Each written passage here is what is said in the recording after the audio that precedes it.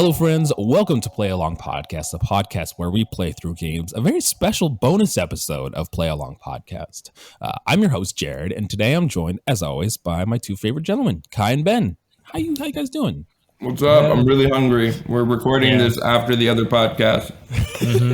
But I'll be done soon. Don't worry about it. It's breakfast time in sunny California. And also, how dare you not introduce the guest first? That's super fucking rude. I just want to be clear. No, the guest gets the floor afterwards. He's special. We're old. Save the jadedness for when we dunk on when the we game. actually talk. Exactly, which brings us to the topic of this bonus episode. We're going to be talking about Breath of the Wild. And if you are aware of Play Along Podcast or have listened to our episodes, we have kind of hinted at some of our feelings. Some of us more than others have said how they feel about this game. I'm not going to point any fingers, but we needed some help talking about this. So we brought on a guest here, Kolby from the Switch It Up Pod. How you doing, man? I'm doing good, guys. Thanks for having me. It's an honor to be on. Big fan of your guys' show. Really respect the dedication recording a 2-hour podcast immediately before doing this. So you guys are busy days already for the California guys. Oh, man. Well, it's good because now we have the energy that is needed for this kind of episode. You know, we've been talking for 2 hours, and now we're prepped and ready to talk about this very important topic. I ranted about something that happened in the quarry, and it riled me up. And you know, I was angry, and now I'm coming into this episode with that energy. Yeah. I also love listening to our podcast back, and especially we do early days, because my participation will only increase through the episode. Because at the beginning, it's like I'm not even there. I'm not even a human being yet. The episode we recorded at like midday your time was like the most active I think. Oh yeah, I had energy. I had coffee. I had eaten. 100%. But Kolby, tell us about your podcast, Switch It Up Pod. Switch It Up Podcast. Basically, you're all things Nintendo podcast, and occasionally other things ran by everyone's two favorite college seniors.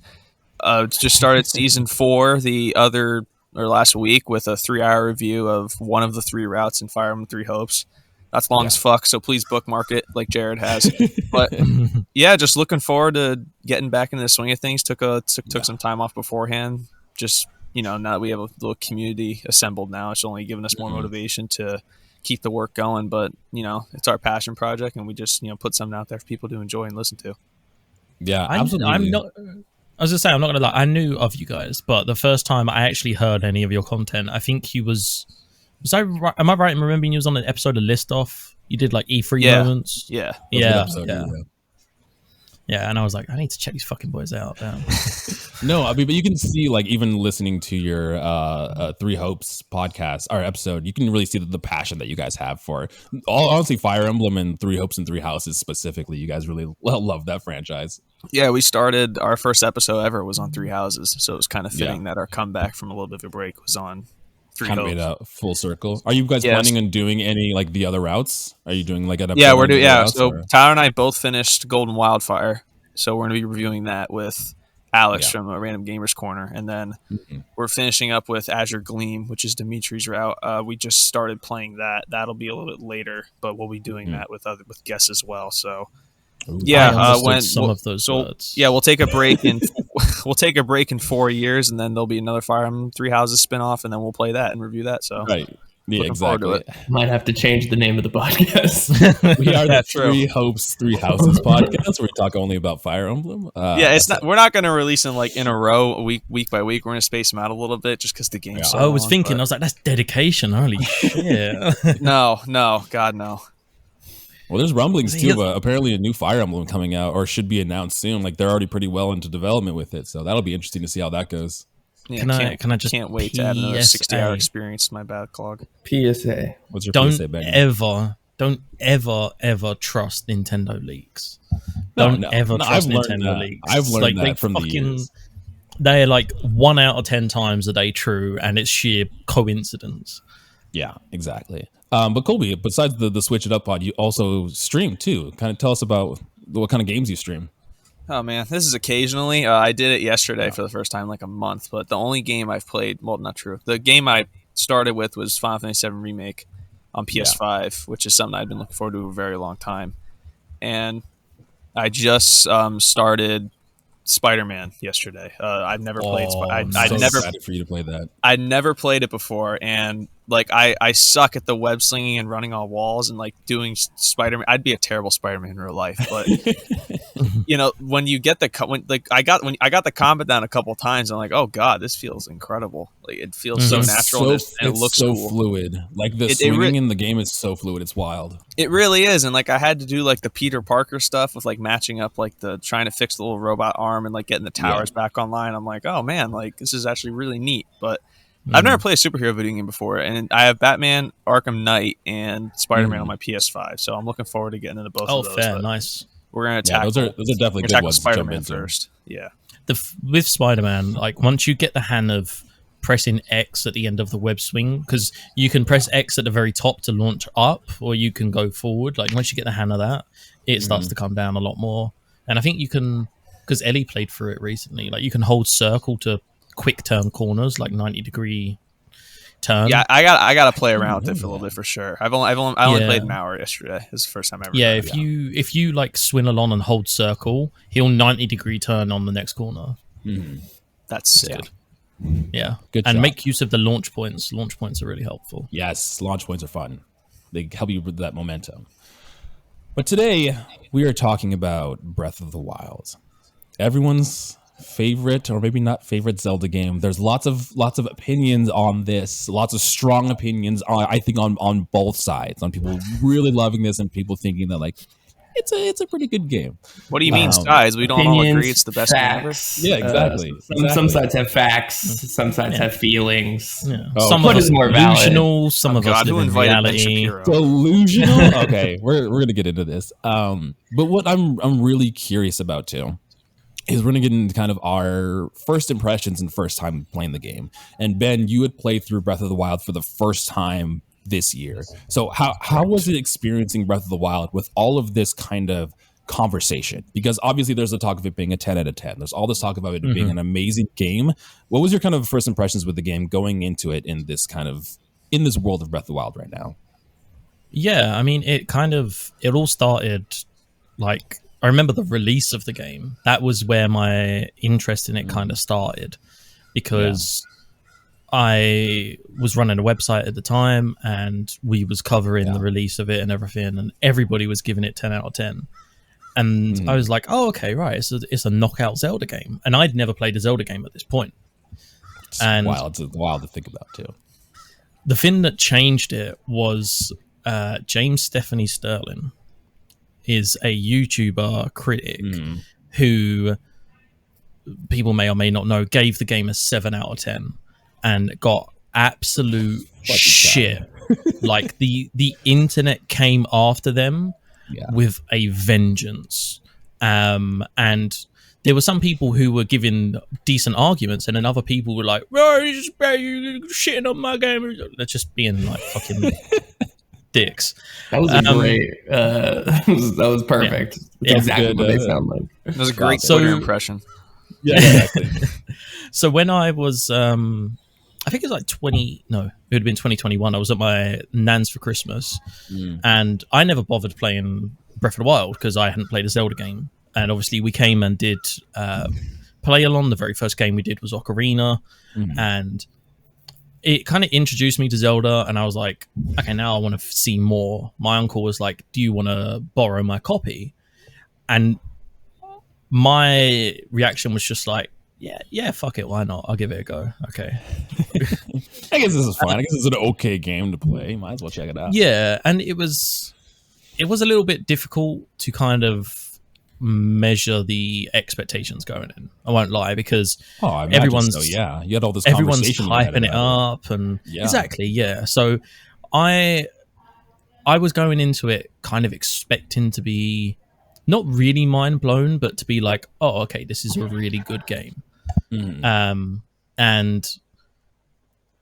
I don't know, it wasn't. It was off the bat.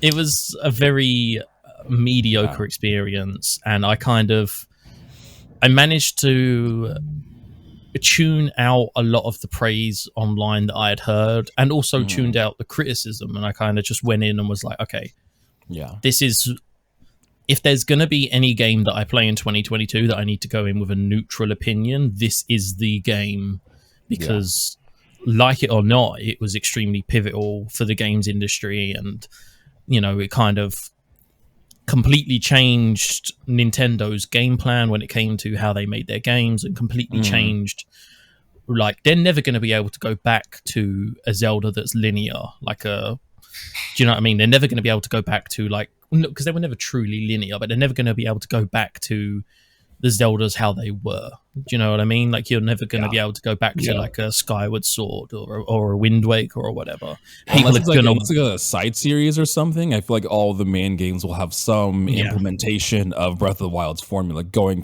here forward.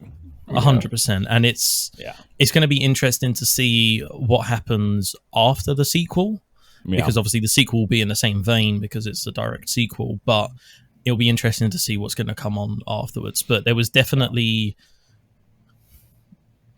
I don't know if it's right to say there was a lot of pressure to like the game, but there was definitely almost like Jared's just like you're off the podcast. Yeah. Kolby, would you like to replace Ben? Because we're looking for a third again. No, Ben. So so hearing this opinion, and I completely understanding and accepting of both sides of this. I think it's a fascinating game to talk about. But so, are you gonna play the sequel? Ooh, interesting. That's not an answer that I knew. Yeah. I'm really on the fence. I'm really on the fence. Fascinating. Because, to be honest, I haven't seen any of the promotional art or any of the trailer or anything for the sequel. We hardly have. There's not much, exactly. Yeah, as I say, I know there's been like bits and pieces, but they've been very secretive about what it is and stuff. I don't see the need for a sequel. I don't know if that's a controversial opinion. I feel like Breath of the Wild summed up pretty regularly for a Zelda game. Yeah. At the minute, I'm on the fence. Once we know more, I think I'll make a decision. I'm not gonna lie. As much as I don't want to float Jared's ego, but having introduced me to Zelda has made me want to play more of the Zelda games. Yeah, you're welcome. I enjoyed Wind Waker a lot more than Ocarina. I'm really enjoying Link's Awakening, even though it is a fucking hard game to play. But I'm really enjoying Link's Awakening. So I kind of have a taste for it.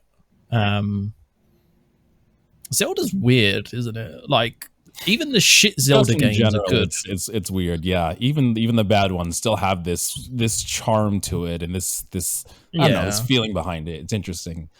Kai, I know your. Well, let's cut in someone who enjoys Breath of the Wild. Okay, let's do it. Kolby, tell me your kind of first impressions and how you were feeling on Breath of the Wild. So Breath of the Wild was my first ever Zelda game. So I say it was the first real video game I ever played, because prior to that it was Minecraft and Call of Duty with the boys. But this was kind of like my first individual experience with like a story. Like, I use story very lightly, but a game with a story and like, I guess, like features that allow for exploration. Because so kind of like my first like real video game in that sense. And so it could have went either way, honestly, where I was like, what is so I was on the opposite side of Ben, who was like, Link's Awakening is great, and I played Link's Awakening. I'm like, what the fuck is this? What do you mean I have to? What do you mean I it's a batshit crazy game? Yeah, I'm like, what do you mean I have to go get this item to beat this dungeon? What are you talking about? I'll put an asterisk on it and say it's great because I'm playing with a walkthrough. If I didn't have the walkthrough, it'd be hot dog shite. I have yet to finish it for that exact reason. I got to let go of my pride there and just experience the whole thing with a guide. But God, I fucking love this game. I really do. Just for a lot of personal reasons, like it just it kind of like a right place, right time kind of thing, and it's kind of become that game where, like, even right now, like when life has ups and downs, and when we're more so on the downside of things, this is a game I like to turn to for that sense of relief. But just it really was like it's a very Disney princess ass way of saying it, but it was like a magical experience. It really was. Like I loved everything about it. Exactly, I loved everything about it. I've played it through a master mode multiple times. I've completed the compendium. I've done all that stuff. This is really just a game that grabbed me, and I'm so happy there's a sequel. Like, it's been my most anticipated game for years now. I feel it, man. I I need it already. I can't freaking wait to play it. I'm kind of like, at this point in my life, the delays don't bother me because, you know, at this point, what's like 10 years away from now? Like, who cares? Yeah. But yeah, exactly. Yeah, go for it. Oh, go on. No, go on. You carry No, on. I was, you know, kind of just come up with words on the spot. So go for it. Oh, okay. I was just curious because, like, I mean, from what I remember of like the list off episode and stuff, it was safe to say that Breath of the Wild is like your favorite game that you've played, like the top tier kind of. Yeah, funny story. When I first got it, like that Christmas weekend in 2017, I remember the title card and like the soft music playing, and I said out loud in my living room, like, "Yeah, this is the greatest game ever made." Like, I was just convinced. Like 5 minutes in, I'm like, "Yeah, there's been nothing better." So how did you end up owning a Switch? Because Breath of the Wild came with most of the Switches, right? Yeah. Like, it was kind of like a package deal you could get. Yeah. So how did you go from Minecraft and COD with the boys to owning a Switch and playing Breath of the Wild? So I had always had an interest in like Nintendo properties. Like Tyler, I told the story on Unlockables whenever that episode comes out. But Tyler's been my best friend, like my co-host, since literally the day I was born. And like I've known him my entire life, and he's always been like, I don't want to use the word nerd, but I can't think of a substitute. So Tyler, I'm sorry, but he's always appreciated video games as art and all that stuff. So whenever I saw him, like that was our common interest. But you know, you kind of hit that point in your life where you take like a break from video games, and that point it kind of happened to me because I suck at first person shooters, and like the fun of being with the boys are so competitive, so the fun of playing with them wasn't outweighing the fact that I suck and wasn't enjoying it, and getting getting hard scoped on Nuketown. That I was kind of over that, but good times. Yeah, so long story short, I played Breath of the Wild for the first time on, ironically enough, my uncle's Switch, like you. That same Christmas year, and I played it for like 20 minutes. I'm like, yeah, I need a Switch to play this. So that Christmas, so just from the get go, you was like, I need to buy one, and like, yeah. So from the get go, yeah, I wanted to get back into gaming, and you know, I knew that, you know, I just accepted the point that I like, because high school it's tough because you come out and you say that you like Pokemon and Nintendo. It's kind of like, what the fuck are you talking about? But I'd come to grips with like, who cares? Like, I enjoy what I enjoy. So that Christmas I actually asked for a 3DS and Pokemon Ultra Moon, and then I played the Switch, and then I got the DS for Christmas. So I traded in that and the game for Breath of the Wild and Switch. Never experiencing Gen 6 or 7, whichever one it is. I know I'm dunking on Breath of the Wild in today's episode, but you dodged a good fucking bullet there, I think, man. I think you made the right choice. I think so. I think so, too, for multiple reasons. Compared between the two, the Switch and Breath of the Wild are probably better experience than the 3DS and Ultra Moon. Yeah, like I opened up the 3DS and I'm like, where's the receipt? I was just waiting for You're like, where can I return this at? I'm like, perfect. This is great. I can turn this in for a Switch. But yeah, I mean, it really was just a place and time kind of moment for me. Like, I'll forever be appreciative of it. And it's just like, I know we're going to hear arguments from both sides today. Some arguments I agree with, some I disagree with, but I'm still going to walk out of here. I'm still going to walk out. I'm still going to walk out of here having it be my favorite game. So that's not going to change. Not if I have anything to do with it.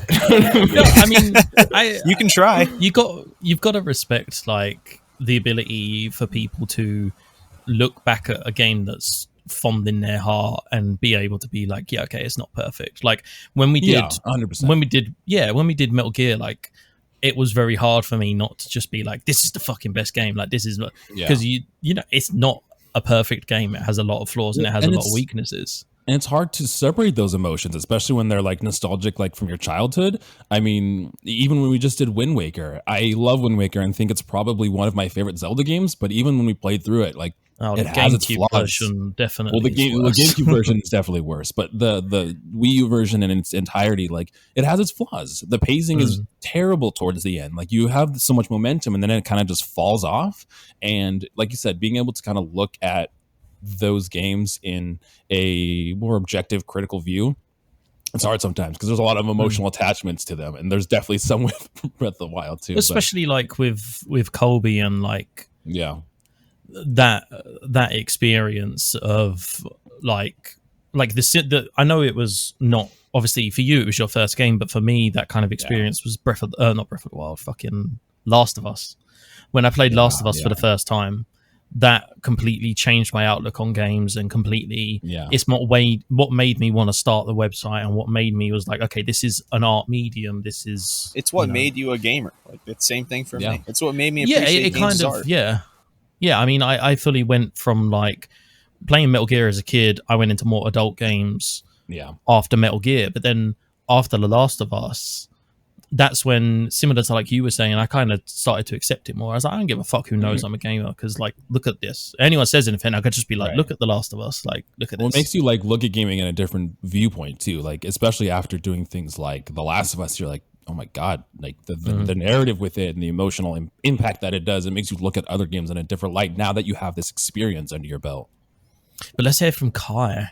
I'm interested to hear Kai's your first impressions, because you played a bunch of Zelda games with me throughout the year. So what are your first impressions? I mean, I've played a bunch of Zelda games with you. I've played Ocarina of Time and Majora's Mask by myself. I have a long catalog of different games, Nintendo and otherwise, that I've played through before experiencing Breath of the Wild. I mean, I think I've been through most of Breath of the Wild at least like 3 times now at this point, with you playing through it and the initial time we played through it. So I remember the hype around this game coming out, and I remember people being very excited for Zelda. And I do not necessarily get hype about games unless they're indie games that I think are going to do something interesting. And so positive reaction from a large group of people I'm always skeptical of being like, this is going to be fucking great. It's here, and it's like shoulder hips, they're telling you like, exactly. I'm like, okay, there's way too many people who are into this. The same thing with Animal Crossing when that shit popped off during quarantine. It's like, it's an ass game. It's not even a good building sim. Like, can we stop fucking around and pretending that this is good? It's a good game. It's nowhere near as good as people say. It is highly overrated. If you're into farming sims hardcore like Kai does, it's not gonna be a good exactly. You talk about which is a lot of I mean, which is a lot of my argument with Breath of the Wild too. Is it's like I've played a lot of games that do one part of Breath of the Wild better or another part of Breath of the Wild better. So in the realm of comparison, that's where things get hazy. But yeah, I mean, I played through this game. I thought it was fine. It wasn't mind blowing. It didn't change my life. I'm not, a fucking Mormon or whatever people came out of this game. Religious conversion. It's not a particularly good Zelda game as far as the canon of Zelda and the mechanics of what you would traditionally expect a Zelda game to be. It's very different, and that in itself is interesting and fun to talk about, and I'm sure we'll get into that. But I mean, I've played every Zelda game, I think, at this point. I don't think I'm played this on release? Yes. Well, close enough. Yeah. Okay. Right. Jared played it on release. Yeah, I played it with Jared. Probably played like a couple months later because you were in college during this time. So it's like the next time you came and visit, it's probably summertime is when you played it. Something like 5 months after release. Yeah. Also, to the nerd stereotype of, I never had that problem. I was always surrounded by people who played video games, but like, I was the least into it out of everyone I knew and we had grown up with, and especially in high school. Like, my friends were way more into the shit than I ever was. I was much more into the art side of things and looking at film and looking at like photography and doing like graphic design and stuff like that. But so my genesis of talking about video games, I mean, came from my relationship with Jared and just like trying to connect with the artistic side of things and being like, okay, this is stuff I really care about, is like, all right, graphics and art and working out how to tell a story through art. And so, I mean, I don't know if Breath of the Wild played any role in that, but definitely just me shitting on this game relentlessly for the past 5 years or however long it has been out has caused many wonderful conversations about. I feel like we've had, me and you personally have had the Breath of the Wild conversation like 100 times. So many times. Every car trip we take, we at least talk about it a little bit. Anytime I'm alone with Kai, I'm like, can I convince him that this game is great? Can I talk to you about God? Yeah, usually it comes up because we'll go through the list of like top 100 games of the decade or whatever, and then it will inevitably always be on there for some goddamn reason, and I'll have to be like, they're wrong. because Slime Rancher isn't even on these lists. And I mean, that's just here we go. That's You're getting a real- sequel soon. You're getting a sequel. I know. I'm very excited. But yeah, I feel like at some point we definitely need to talk about the Nintendo Pass and how Nintendo just I get didn't think about that. Nintendo just gets away with it. But yeah, so Jared, you're the last one, buddy. Yeah.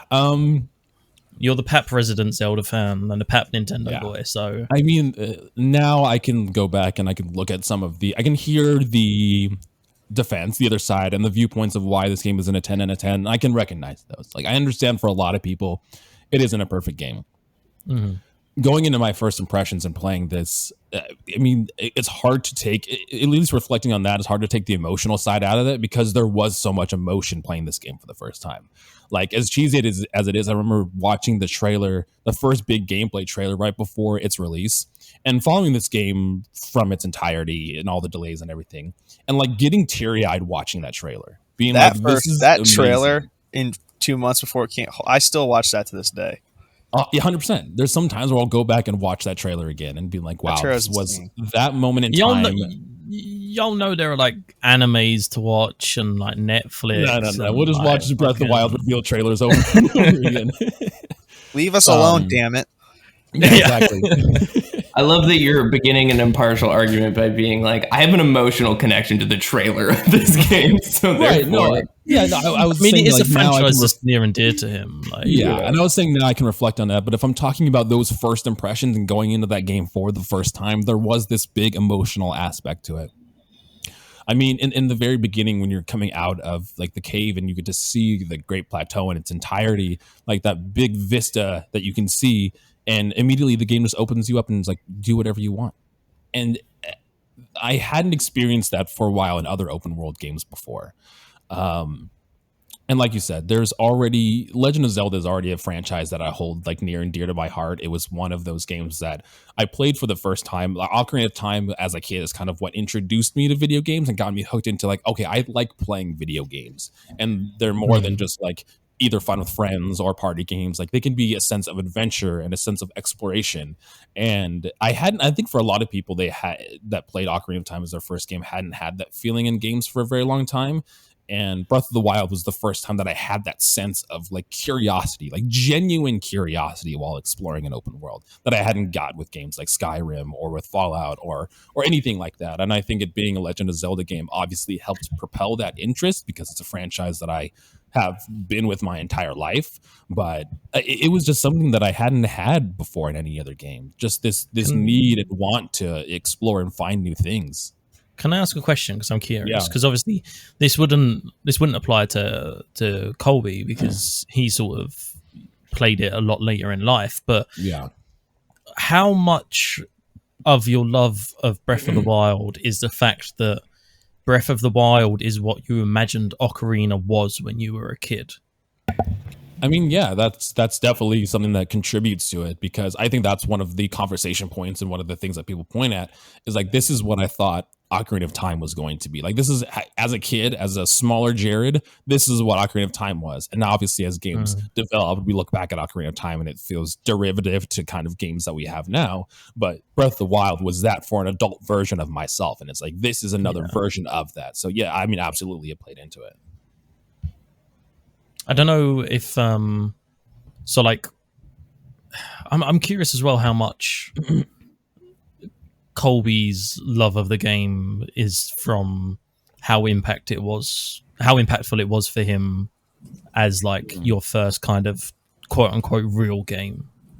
Yeah, a lot. Yeah. Admittedly, a lot. Like when I look back at this game and when I first played it with first impressions, it definitely was that, you know, it had a very special connection to me, like from a family standpoint. Like, it was the first video game I'd ever played where everyone in the room like stopped and was like looking and like, what is this? I'd never had that happen to me before. Like, I don't really necessarily have like, my family is video gamers. I'm like the only one. So Yeah. we're all a bunch of health freak fanatics and athletes. So, you know, playing, so a video game grabbing our attention is, you know, like that's something rare. that was like, I looked around, I'm like, oh shit, like everyone's looking at what I'm doing right now is this 5-foot elf. Like, this is cool. But, you know, Hearing Link described as a 5-foot elf is amazing. That's how I'm going to talk about him from now on. But a lot of it's definitely, emotional and like looking back on it and all that stuff. But at its core, if you remove all that, I genuinely think this is a great game. Is it a 10 out of 10? Probably not, like critically. But but is it a 7? No. Like I think it's a little higher than that. But like as far as favorite games go, this is my favorite game ever, which is different. Like that's a different criteria. It can be a 10 out of 10 and not be perfect. Like I agree. like that's one thing that like when people hear 10 out of 10, they think that the game is flawless, and it's like no, like Last of Us Part 1 for me is a 10 out of 10, but it has janky ass AI and Breath of the Wild has other issues with it. Same way for and me. I think that's what makes a game like a perfect game to the individual is if like you can recognize the flaws to it, right? But in at least your first experience, your experience playing through it, those flaws did not hinder your entire experience. Like I hear all of the debates on what makes Breath of the Wild not a 10 out of 10, and I agree. Like those are like poor points, but like nowhere in my experience with playing through Breath of the Wild for the first time did any of that ever hinder my experience, make me think, this is an okay game. Like the other things built it up so much where it was those little things didn't even matter to me. A lot of my issues with the game, we'll get onto them more later on, but a lot of my issues with the game come from people who hold up Breath of the Wild and go, look at what this game did that no other game ever did before. I agree and you're like, with this. Really? Yeah. Like you're trying to say Breath of the Wild was the first open world game, and Breath of the Wild was the first game to have environmental storytelling, and like it's not as innovative as people make it out to be, and that's kind of like my main issue with the game. The game itself was fine. I definitely don't dislike it as much as Kai does. I do. You're always the point of contention. Like I don't hate it as much as that guy hates it. Yeah, I love that I'm the baseline for the worst feelings toward this game. I feel like you have very, very strong opinions on disliking this game. I have my strong opinions come from exactly what you're talking about, which is I hate when people can't look at something critically and instead go, I like this thing because it makes me feel good. I mean, even in talking to you about it, even talking to you about it, Kai, it's like it's less about the game itself, and that's the people that refuse to acknowledge some of the bad things with it that are like, this is a 10 out of 10 and you're a bad person and you're wrong, and you're they're not looking at these aspects of it. I think that's that more conversation that's it's a little also put off about it. This is a 10 out of 10. It's a perfect game.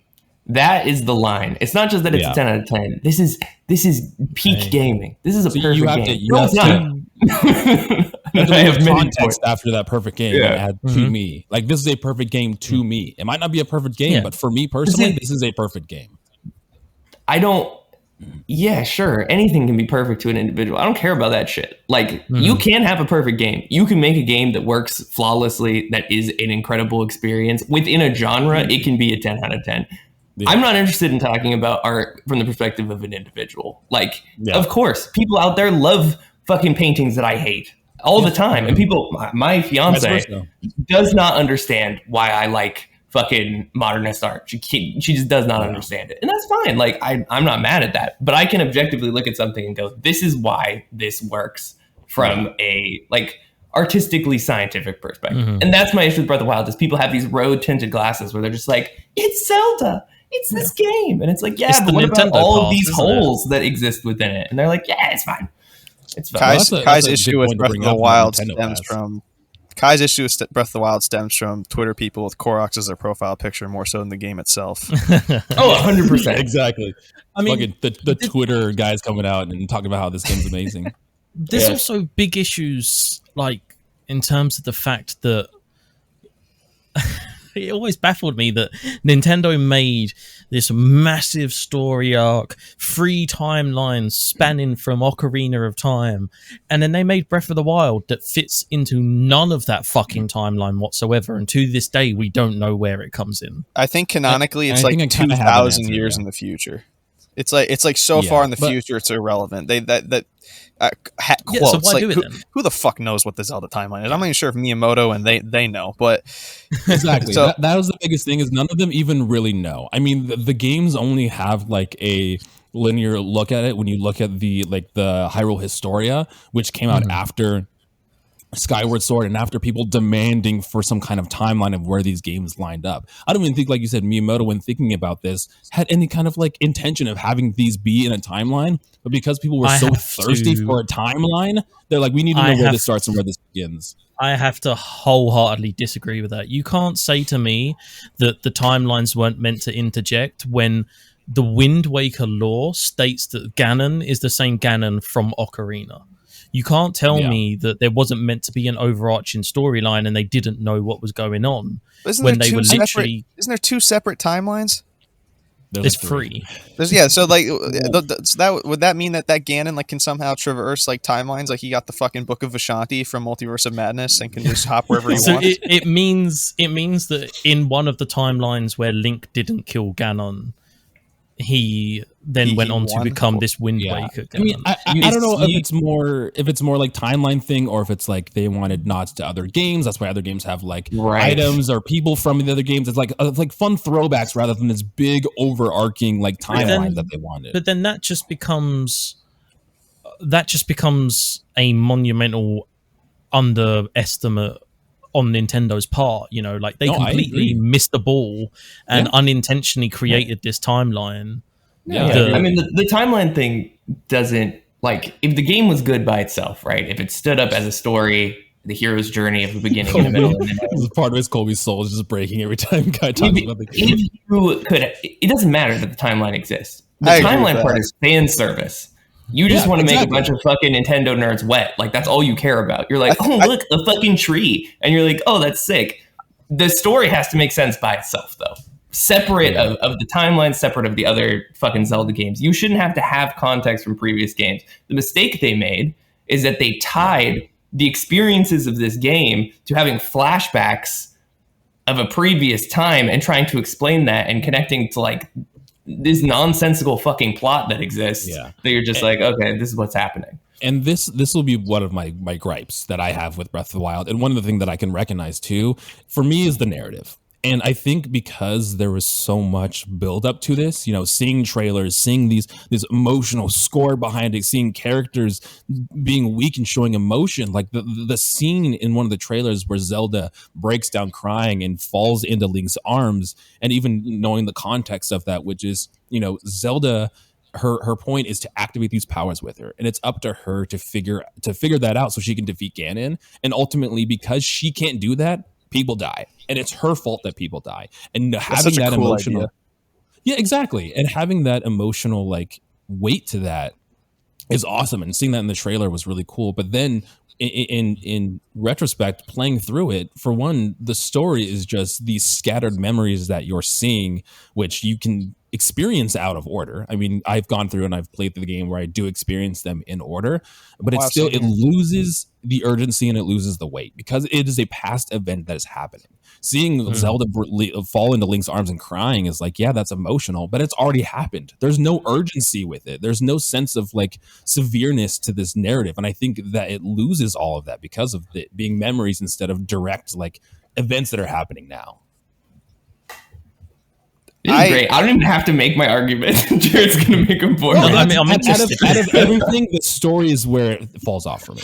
I'm interested. Kolby was going to say something. No, I'll push back a little. I think the idea of the narrative being told through memories is actually pretty cool. I actually kind of like that. I do think the problem with on a first playthrough, though, is if you go to that location where the memory 16, that memory you're talking about with Zelda crying in his arms, and you see that, and you're like, wait, what the hell?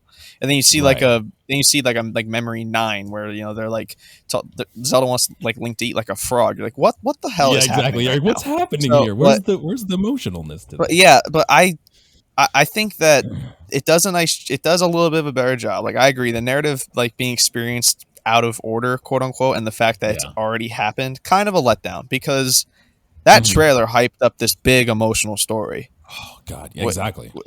So I get the disappointment there. I do think that the journals in DLC and the main game help a little bit with that. I think they add some weight, and I think some dialogue with like I actually think the Great Plateau does a good job of explaining like what happened and the story, but the pieces don't necessarily all fit together super well. So it'll be interesting now that we're in the present time with the sequel, like what they're going to do, because they're obviously not going to do memories.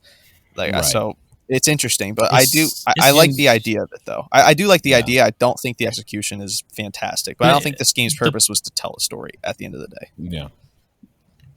Hold on. We need to loop back to that.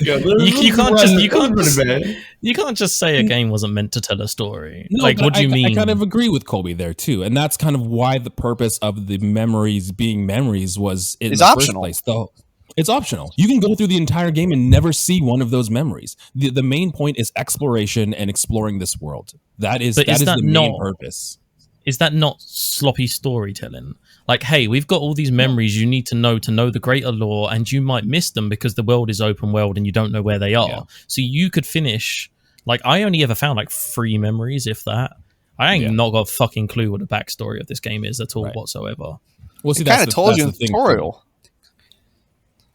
Hmm? Did King Rome not say Like in the the great tutorial, like, look, we fucking failed. Can you go bail us out? Like, that's kind of the story. Yeah. Like, isn't that all you really need to know? I understand that, That's but what I'm essentially saying is I don't understand these memories and the backstory leading up to. Like, I know that Ganon is sealed above Hyrule, and that's where Zelda, like Hyrule Castle, and that's where Zelda is, and she's containing him, and Link needs to. But how we basically- got there is what you're saying. Yeah, and so like like- if you've got all of this greater lore and it's hidden in an open world, that doesn't really make No, sense and to hide it. I agree with you, and that's where my gripe comes with the story. That the story is not played out in a very well way because the intention for the game first is exploration, and we want to be able to let the player do and go wherever they want. But we need to make sure we sprinkle in this context throughout there. So, like, if you decide to go to the desert first, if you decide to go to Lanayru first, if you decide to go wherever first, we will find a little bit of narrative. And again, you can not find it at all. So- You'll find a little bit of context to that overarching story. For sure. And that's where the art of making a game is making sure you can tell a story with an open world, which is like Skyward Sword, for example. You have a choice between 3 places you can go. You can do them in any order you want. The narrative maintains itself through those choices, which is much more difficult at a bigger scale, right? If you're doing a fully open world, then you need to make sure you design a narrative that can withstand a person making endless amounts of choices where they want to go. Yeah. It's convenient to go, this game wasn't meant to be a narrative, it's meant to be exploration. Exploration only works if you have 2 things: a story that makes you want to explore, and world building that gives you context into what you're doing. So like, I could drop someone in a sandbox. If they don't have a reason to do anything, they have no motivation, or they don't have a goal that they're going for, it doesn't fucking matter. They're not going to do anything. They're like, all right, well, this was cool for an hour. GTA sessions are a perfect example of that, right? You can play GTA with your friends. You're running around stealing cars and beating up prostitutes. But it gets pretty stale after about 2 hours, where you're just like, oh, okay, well, I've fucking killed 7 hookers and I have a bazooka. I'm done. I'm bored now.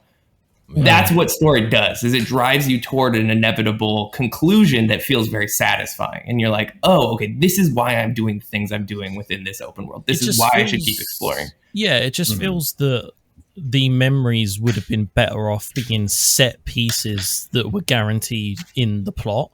Like, my opinion Kind of of the like the game... Divine Beasts. Like, when you get towards Divine Beasts, you have a narrative that plays out. Yeah. Also, you know, a fucking... that whoever drew the fucking Gerudo champion, or the Gerudo champion, what's their names? Jesus, Urbosa why am I blanking and on her Riju? name? Urbosa, yeah. Whew! Give that man a Ben's good promotion. hot heavy with those thick thighs. Also, the Numa Great gave the Fairy is intern very that job voluptuous. that day. Yeah. Exactly. But it just feels like, obviously they wanted this story to come across in memories, and they wanted people to understand the background and the, not just because the game isn't just about what happened to Hyrule, it's also about the bonding between Link and Zelda. You know, there are lots of passages about how Link wouldn't open up to Zelda, and then she worked out he liked food, so she was getting him to open up with meals and things like that. And they're trying to like he's a dog or something. They're trying to they're trying to create this backstory that I feel is going to play very heavily into the sequel, but it doesn't make sense to not necessarily lock that, but to hide that in this massive open sandbox. Yeah. That I do agree with. Like, if they were set, absolutely. if they're like set points, like almost like where the game, to use the Final Fantasy VII example, where like the game literally stops to play like a scene. Like, I think that would serve this game a little bit better. Right. Well, Sure. even more so because not only are these like random memories scattered about Hyrule, they're also hard to find. Like They are hard you, to you find. eventually get unlock the Sheikah Slate that shows you pictures of them, but they're not easy. You have to purposefully go out of your way and search for these. And even in times like there's the one that's facing Dueling Peaks, and even that is like you have to Oh be my right God, up that's close to it where it impossible. shows the little sparkle. But it was impossible for me to try to find where that memory was. Yeah, I mean, if you would have replaced the tower mechanic with finding memories and then those memories unlocking areas of the map because then you suddenly remember that area from your past, there you go. There's a narrative reason you've remembered. Or even when you're activating the Never thought of towers, that. as you're exploring, as the more the memory map opens up, more of Link's memory opens up. So every time you unlock a tower, you get a new memory. Mm-hmm. Yeah, one or the other. I think we should Or work with Zelda. yeah. Or even have like that backstory explained by the champions rather than that, like, because they have kind of flashbacks when you defeat the divine, like when you defeat the Calamity Ganon in the Divine Beast, you have like a small You have a flashback with for each the champion. But you could have the ghost of the champion maybe sort of prompting Link to remember certain parts, and then that in turn, like you said, could even open up new areas on the map or could do whatever. It's very weird to have this central plot broken up into parts that are then hidden in remote areas of an open sandbox. And that's why I'm excited for this sequel. One of the reasons, aside from playing more Breath of the Wild and experiencing that game again, a hopefully more not truncated, but a more concrete story. Like these events are happening now, and it's not like we're thinking back 100 years ago and what's happening then. The events are happening now, and the story is playing out now. Zelda is with us, and we are experiencing this calamity or malice or whatever in the present. And I'm excited for that narrative and that sense of urgency happening currently. Because even like the story with outside of the memories, the story of Zelda is in Hyrule Castle and she's holding back the calamity as much as possible. You can go there immediately and try to fight Ganon, or you can spend the next 40 plus hours exploring the world, and then you just again lose that kind of sense of urgency that Zelda's holding back Calamity Ganon the whole time. The fact that I defeated this game without the Master Sword was mind-blowing to me, and I don't know how it sits with me. Like, as someone who's only ever played like 3 Zelda games, I'm like, it's the Master Sword. I can't slay Evil's Bane without the sword that allows me to slay Evil's Bane. Like, it's just it was a weird choice to me, and I know that that's such a small and minute point. It doesn't take anything away from the game. For me, it was just strange to not have the Master Sword. I don't know, because obviously playing this, my mind playing it for the first time is I'm going to experience, like I literally did everything I possibly could before fighting Ganon. I explored every like inch of that map as possible that I could, and I'm still finding new parts going into subsequent playthroughs before I fight Ganon and end the story. So like it was natural that I ran into the woods and I ran into the Deku Tree and the Master Sword, and then eventually went back to get more hearts for that. But my natural progression led me to the Master Sword. I don't understand as well what are they going to do in the sequel story? It's a good question. But correct me if I'm wrong. Like the game ends with Link using the light arrows to weaken Ganon enough that Zelda can then permanently trap him in wherever. Well, like every other Zelda game, they don't do a very fucking good job of capturing Ganon, and I'm sure he gets back out there. And then she's like, "Do you remember me?" And he's like, "Yeah, totally. Like, of course I do." I also want to say we're talking a lot about the story, and the lack of a story in this game for the most part. But like, the gameplay sucks too. If the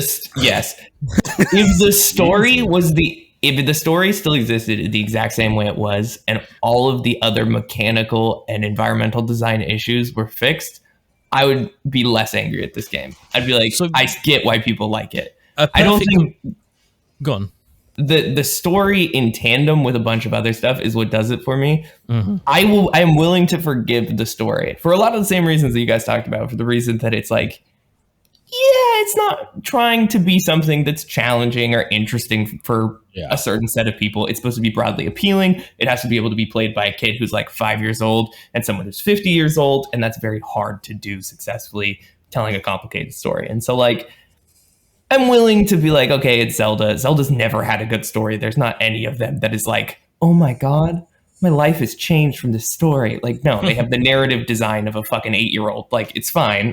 It's okay. I understand that that's their market, but like, they could have done so much better. I hope they do better. I hope they do something with the second one that's different. That's not just the same hero's journey of Ganon is bad. We must bane the evil darkness and hope Zelda rise. To back up what you're saying, my brother recently messaged me and was like, hey, Far Cry 5 is on Game Pass. Do you want to do a co-op playthrough with me? Now, I kind of have this whole notion where I'm like, I've played Far Cry 3, so therefore I have played 4, 5, and 6 because they are all the exact fucking same. Yeah. And that's not wrong. Like, Philip and Nave, they went and played Far Cry 6 and they were like, it's the exact same as 3. Exactly. But I want to go and play that game with my brother because that game is batshit crazy, and the mechanics of that game and what you can do in that world will be fun to do with someone else. So I don't care about the story. I don't give a fuck about who we're saving. Like, it was like, what, some American cult or something? I can't even remember. But like, I want to play it. The gameplay is drawing me in, and I think that if I didn't like the gameplay of the game. I'm sure we can get into it now. Like, weapon durability, why? To me, the Stamina, gameplay in Breath of the Wild is fantastic. I think that the Great Plateau is probably the best tutorial that any game has ever done. Oh, thank God. I have the same thing in my notes. The Great Plateau is... So what Breath of the Wild is trying to do is encourage exploration and encourage curiosity and doing. Are you talking about the pervy old man? Yeah, I'm talking about the pervy old man. This game is supposed to encourage curiosity and exploration. So we lock you behind not being able to explore or be curious the immediately first thing you do. But see, that's your argument? The Great Plateau, I thought, was the entire game. I when I got to the Great Plateau for the first time, I was convinced that was the game. Everything around is just set dressing, and this was the entire game. This is Zelda.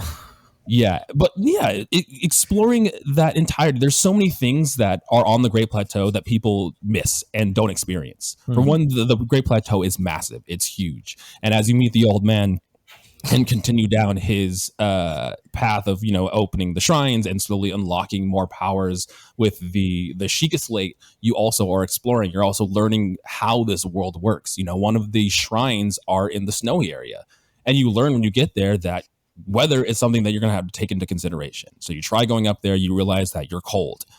You have multiple ways of doing this. You could eat food that warms you for a certain amount of time. You can make recipes. You learn that you can cook, and there's different ways of tackling different issues. You learn start with the cooking. You learn that you can talk to the old man. You can get the warm doublet if you do his quest, and that's a way for you to get up there.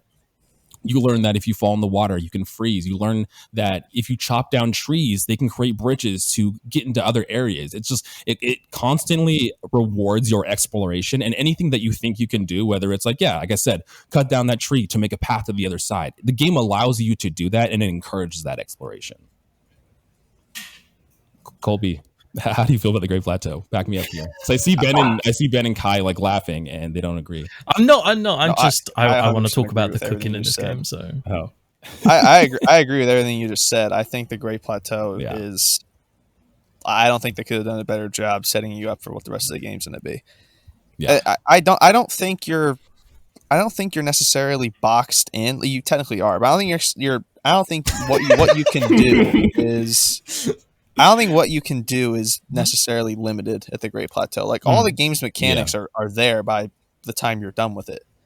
And it's almost like training wheels. They're like, here, do everything. We're going to teach you here. And then when you get that paraglider and you realize that this entire world you can explore, they're like, you've explored, these mechanics, now do them out in the real world. I hate to break it to you guys, but that's just a tutorial, and they are in many, many video games. That's a longer tutorial.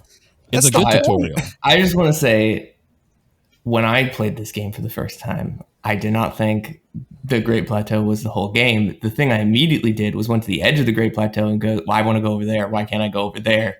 And it's like, You oh, told you me can't if do I that can yet. see it, I can go there. Yeah, it's just a big cliff. And it's like, no, I want to go down there. That's where I want to be. I want to go all Right. over there and in the mountains and all that shit. You're not equipped to go there yet. You have to get your equipment to go there. I will but say it's an open world game. I was thinking Red Dead, where I literally could take a horse and ride from one edge of the map to the other edge of the map. In lots of open world games, there's lots of times where you dip into areas where you're not powerful enough and you die. And it's the same thing here. You're going into an area you are not prepared for, and then you fall off the cliff. I'm not saying this is a problem. I mean, I'm just saying from the beginning of the game that where it's like exploration is key. We're gonna lock you in a box. It can be a big box. You're still locked in a box. Also, the hard part about talking about this game and my gripes with it is like, I don't know when to bring this up, but Zelda, fucking newsflash, is a dungeon crawler. The whole fucking point of the game is to go into dungeons and to do puzzles and unlock them. And this game sucks ass at being a dungeon crawler. I was going to talk about the shrines in a bit, but I did want to say I will acknowledge the fact that the abilities that you have in this game and the utility that you can do with them is brilliant. The ability to create like bombs, water, magnesis. The noise that happens when you do Rivali's Gale almost makes up for all of the problems. Counterpoint, the noise every time you open the map makes me want to turn the game off. It's balanced. It's one Every or the time other. you open that fucking map, it goes... Yes, it does. Every single time. That is not something that even like occurred to me as being like a sound that was repeated over and over again. It's just you open the map. That's what happens. Jared does have an incredible capacity to dealing with what would be annoying to very intolerant people. So, I'm going to give that's his superpower. I do like the mechanics, and I want to talk about the shrines because the shrines start off being really fun. And you're like, oh, okay, but like outside of the tutorial-ish section, you know, because you get there and you're like, this is the magnesis shrine. This is There's shrines that teach you how to use the equipment. Yeah, but then later on you go to a shrine and they're like, get to this place, and you're like, okay, I need to stasis this fin and then go down here and throw a bomb and put it in this fin and it shoots over there and do whatever. That is brilliant, but come like the 11th and 12th shrine, I was like, I'm done. This is merely but a warp point to me. I don't care about this anymore. I mean, I can give you that. For one, there's a lot of shrines. There is quite a few of them to do. And I will admit that not all of them they're not all hits. Some of them I've played that are just like, oh my gosh, like a lot of the electricity ones are really cool and really intuitive and really force you to like think about things. And then looking up like later like outcomes, you realize that you could have done this like 50 different ways. Those are really cool. There is some that are monotonous, that are a lot of just the same. But I feel like you're right. They don't compare to Zelda dungeons. Yeah.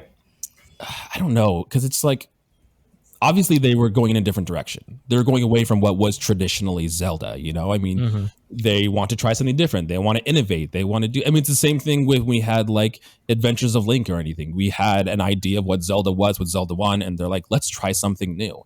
And just because it was something new, it doesn't mean it's not necessarily not Zelda, No, but the problem It is also that doesn't necessarily mean it's good.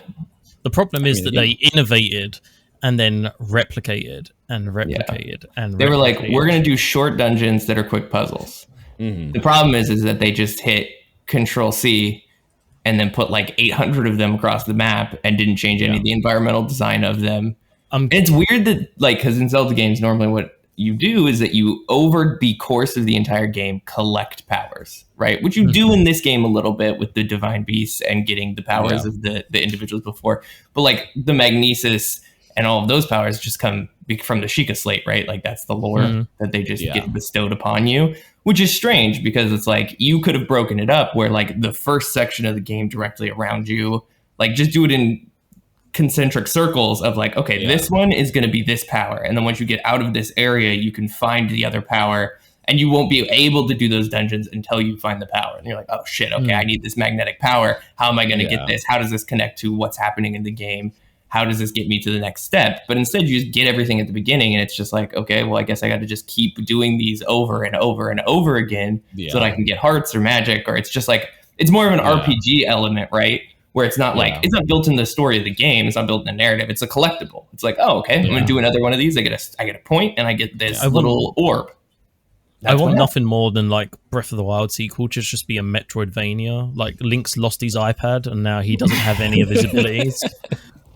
That'd be fun. Just a bat swoops down, takes it, the Sheikah Slate from him. Oh, the fucking key stole my iPad.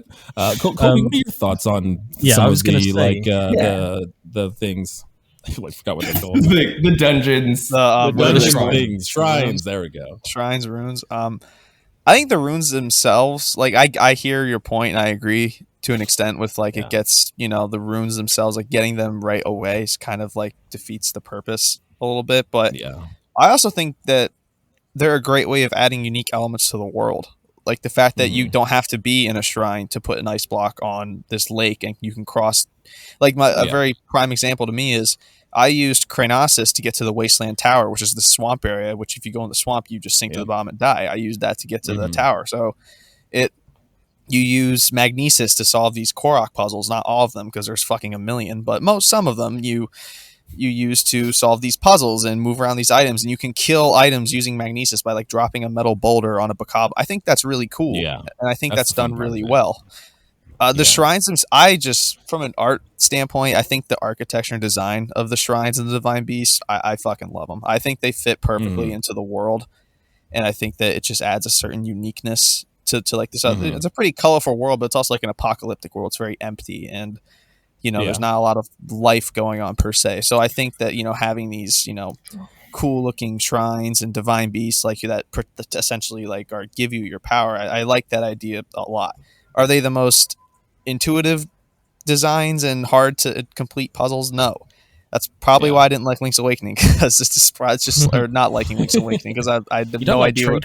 I have no idea how to. And I'm not saying Link's Awakening is bad. Alligator a can of dog food, or it's just you're talking to someone. This is my first Zelda experience. So as far as I know, this is what this franchise is, and I know normal. Exactly, and I know it's not, but I also am a lot more open and receptive to these new ideas because I've never experienced ideas of the past before. So using the runes to traverse is fun. I will admit that. Like throwing down ice here and there to get across water, or even like small things as well that aren't runes, but like there's I can't remember the name of it, but there's an area where you have to have like 4 orbs and you put them in a bowl, and then Thunder Plateau. It's like a try. That's it. And the fact that I was running around with a sword and a shield on my back, and that was conducting lightning, was a nice touch. I did like that because then that made me change to like a Boko club, so it was wooden. I didn't conduct the lightning, get rid of the shield. That was good. I'll admit that was a nice touch. I mean, I could see with the shrines, like the whole mentality, and I think Mario Odyssey did something similar with its moons.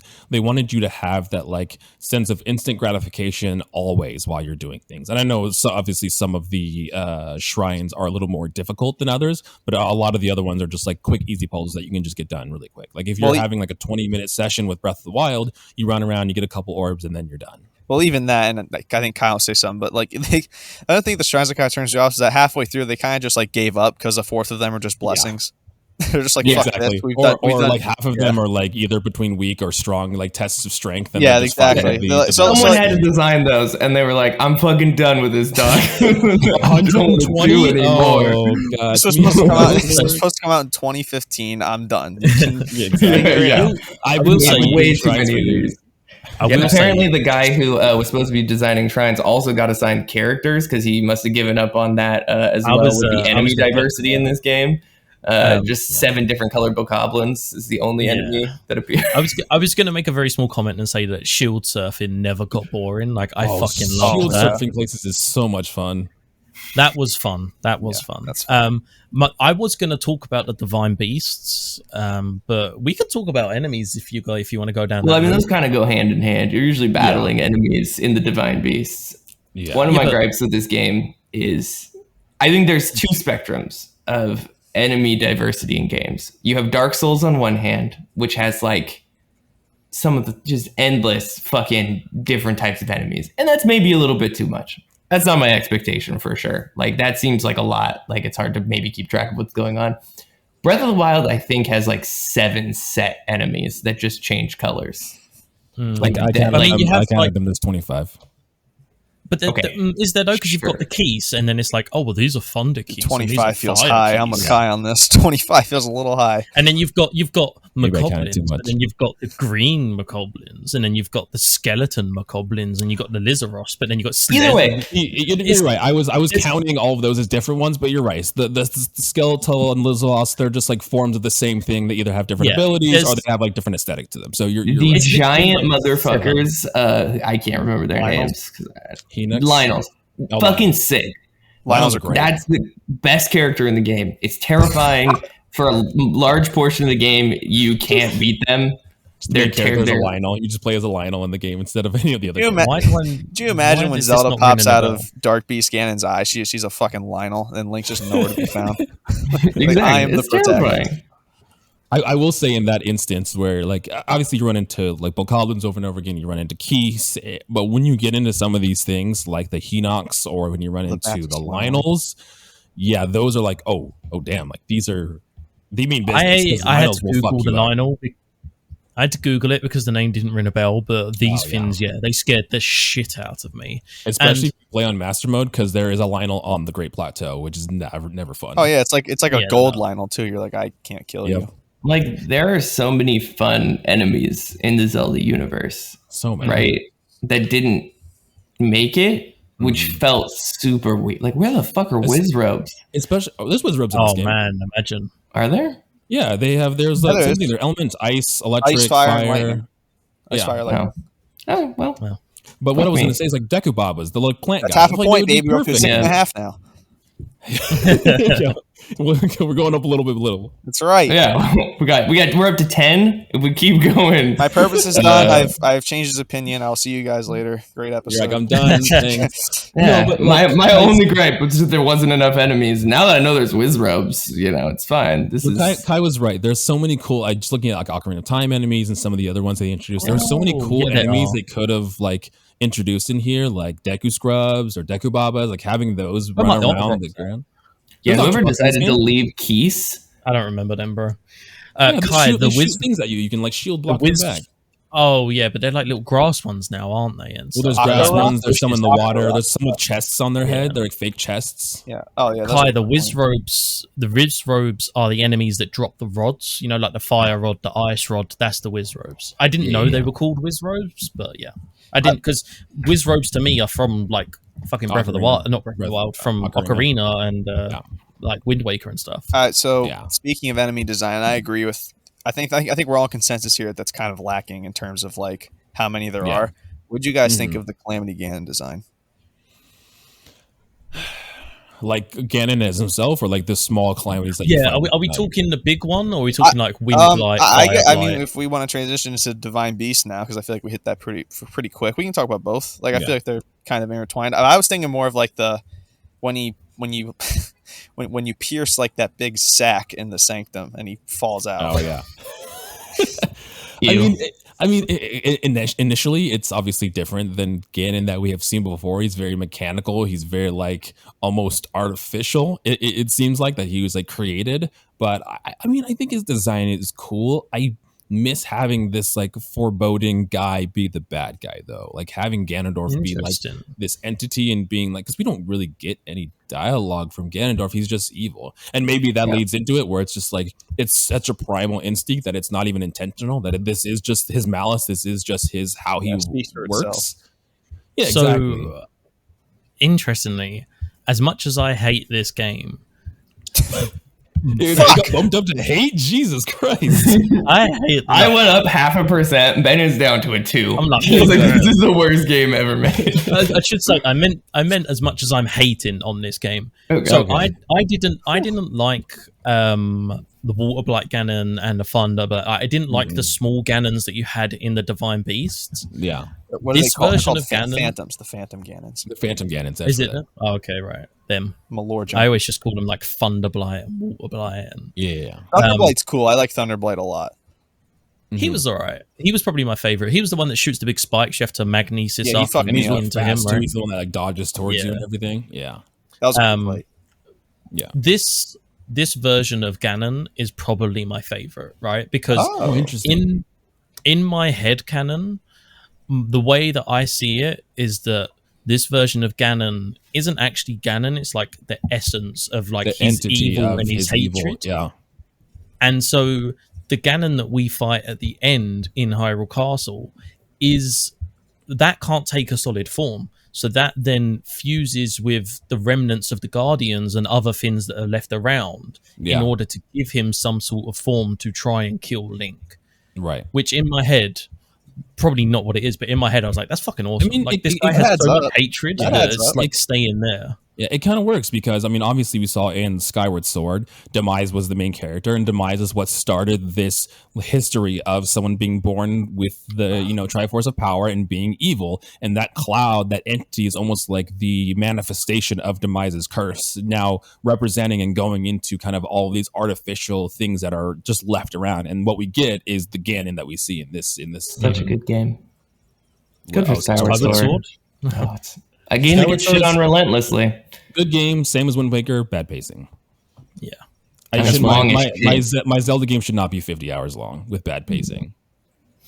But I like this version of Ganon more Yeah. than I've only played the Ocarina and Wind Waker, but I like the idea that rather than being an individual, it's just kind of like this leftover hatred Incarnate and of evil of this almost. world. Yeah, Yeah. literally incarnate of evil. Thunderblight Phantom was brilliant. I really liked that fight. I liked the fact that he was fast. The rest of them, the Forgetful, I didn't really like them particularly. It's interesting too, and I'm curious to hear where you guys all went. But that was my first Divine Beast that I did. I went after I was able to explore. I went back to the Great Plateau, and then went towards the desert, and I did that Divine Beast first. I went to Zora's first. I went to the elephant. Yeah, same with Ben here. Oh, interesting. The game I feel like pushes you in the direction to go to Zora's first. So you must. Yeah, I it feel like- probably is, but I was like, no, I'm not doing that. I'm doing Well, whatever the fuck yeah. I want. Yeah, I feel like weird, I man. remember being nudged in the direction of Zora's domain. Yeah, because they have Yeah. those. They have the Zora people that are like, "Can you please go see Prince Sidon? Like, we are begging Yeah. for your assistance. We somehow Yeah, know who everybody- you are. Please help us." Everybody thirsty for Prince Sidon, by the way. It's I mean, he's if I was gonna fuck a fish man, apparently the character design is working for Ben in this game. Yeah, It's just horny all Except for- around. I don't like the bird champion. Actually, I don't like the Zora champion either because she reminds me of a child. So not her Oh, and I not like the bird Mifa. because I like me. she's too. nice. I wouldn't fuck her. That's fair. That's fair. That's where we draw the That's line. where the line is. Kai, what do you say? I was gonna say it's a weird choice to have a game that already feels very empty and has a lack of not like characters in a sense. Like I don't think Yeah. there's not character diversity. I just don't think that there's like a lot of main characters who are playing service to Yeah. the narrative that's happening. To have Ganon be, because like in other games, usually Ganon has henchmen, right? And Yeah. like that's who you're battling in the dungeons or in other Or he's sections. corrupted creatures or something. Yeah, creatures, Yeah. or even in like in Skyward Sword, what's the fucking guy's name? The clown, who's terrifying. Oh, Very Girahim. flame- Oh, Yeah, Girahim, nice. right? Oh, is it Girahim Knife? is a servant of Ganon. No, He's that's- trying to bring Demise forward. Yeah. Oh, it's like Um, Knife Man. That's fucking Super Mario RPG, isn't it? You had like knife guy and something else. Do you remember? The I fucking- do remember that. Different game, but yeah, like I think if you would have had 3 distinct characters with motivations Yeah. of helping Ganon that were in the Divine Beasts, of being like, we are the servants of this, new Ganon that isn't whole, right? Like he needs to get his power somewhere. So you're fighting the Blights, but it's like there was an opportunity there to introduce new characters in the canon in this game of being like, okay, where's the Girahim of this game, right? And there really isn't one in a sense of bringing anyone in. You do get the experience of talking to the different groups, where you go and you're, obviously when you go to the divine beasts, each of them have their own distinct kind of peoples that exist within them that you interact with. But even they play a relatively small part in the overall story. They don't really have a grand impact on the narrative. They just kind of exist and have given up on, being able to do anything. And then you show up and they're like, well, thank God, because we were just going to chill. Kolby is etching to say something. No, I just because I have answers and thoughts. I didn't want to interrupt anybody, but So a couple things. In Age of Calamity, which is the spin-off, the spin-off canon, non-canon, whatever the fuck Zelda game that is. They kind of have that character. He's not in Breath of the Wild, but his name's like Astor. He's like a prophet of Ganon, and his whole purpose is to like revive Ganon. Spoiler: you murder his ass, so I don't know how relevant he is. He's not relevant in Breath of the Wild lore. And to push back on the not to push back, but to kind of like present the other side of the argument with the henchmen, I don't think they're needed because in the time it ties back to narrative, but the game we're playing, Ganon's already won. So his henchmen, being the Blights, their sole purpose is to make sure Link doesn't recontrol the divine. They just continue that control that they have on Hyrule. Their sole purpose the 4 is champions. They killed the 4 champions. But what does Ganon want? He wants what he has. That's the point. Is he has control over Hyrule, and well, I guess his motivation in this game is to break free of Zelda's grasp. I think his main motivation is to destroy Zelda, and collect the other 2 pieces of the Triforce, which is the 2 that we ultimately have. Is the Triforce in this game? No. So I just think he just wants to be. I just think he's being evil for the sake of being evil. It's like he wants to spread farther than Hyrule, and he can't do that because Zelda is. He's like a disease. He wants to spread further and have. His disease. Is a blight. Yeah. Right, but like, I mean, it's a pointless argument. I can argue narrative tropes all day of being like, this would be interesting and would connect with people. And I like the idea. I think the idea is cool because this universe does need more characters, and it's going to introduce more characters in the sequel. It's just like, from a motivational standpoint, like I'm trying to save something, but he's already won, so who cares? Yeah. Like, why am I doing this thing? I mean, to be honest, I think the main motivation is that we're the hero. Oddly enough, Ganon is like secondary. Like you're like, Ganon's there. Like, I'm here to rescue Zelda because Zelda is trapped. The game does a horrible job of depict or whatever the fuck the word is. The game's a terrible. The game's a terrible job of displaying Zelda's struggle fighting Ganon. Because from my point of view, she's had him in a headlock for 100 years. Like, what's 100 more? What are you doing? Exactly. Link just wanted to buy that house and stay there. I think that could have worked. Like we have spent 100 years recuperating from the loss, and now we are going to defeat Ganon for the purpose of freeing Zelda. It isn't like properly explained at all whatsoever. I could just see Zelda like inside the castle, like looking out and seeing like Link throwing rocks into like the lake. Koroks appear, and she's like trying to hold Ganon back. She's like, "What the hell are you doing, man?" 100%. Like, I would have.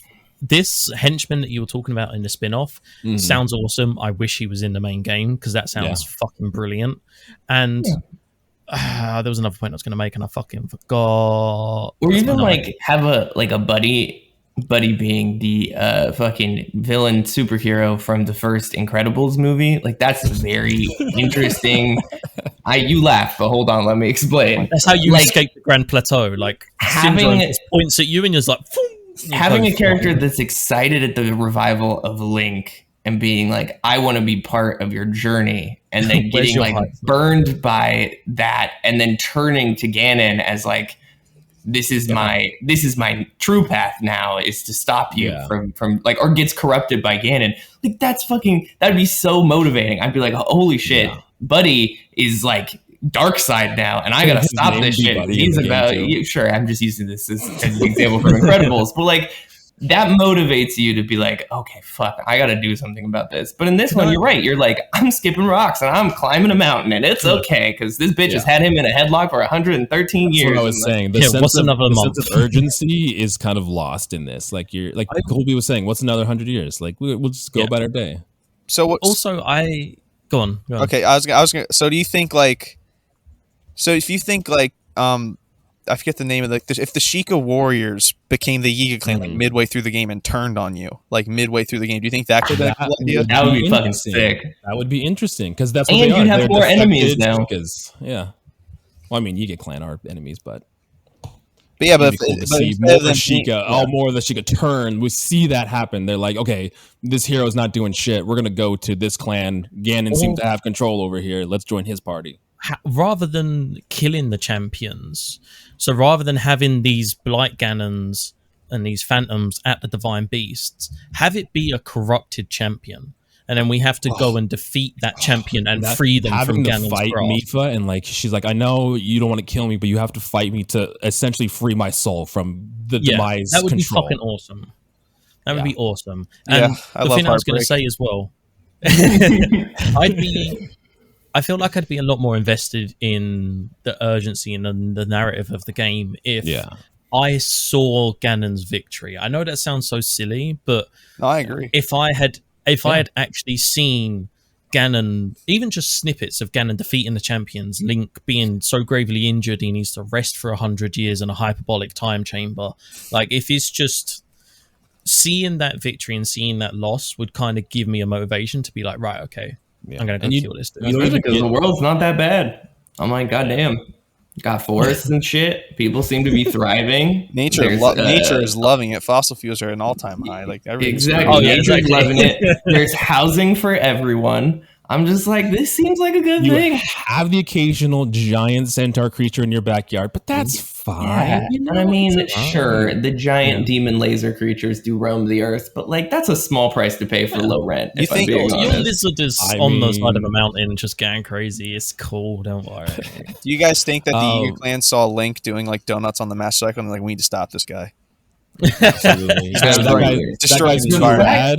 The We fact need to take that him they down. were like, of all the things they could have focused on, the maker of this game was like, yeah, there needs to be a motorcycle in this bitch. Like, this has to happen. This is I important remember to like me. listening to the interviews with him, and he was very adamant of wanting like, and they didn't do it in the main game, and then when they put the DLC, he was like, I want Link to have a motorcycle, and they're like, fuck, fine, I was gonna you can say, have a I was like, motorcycle.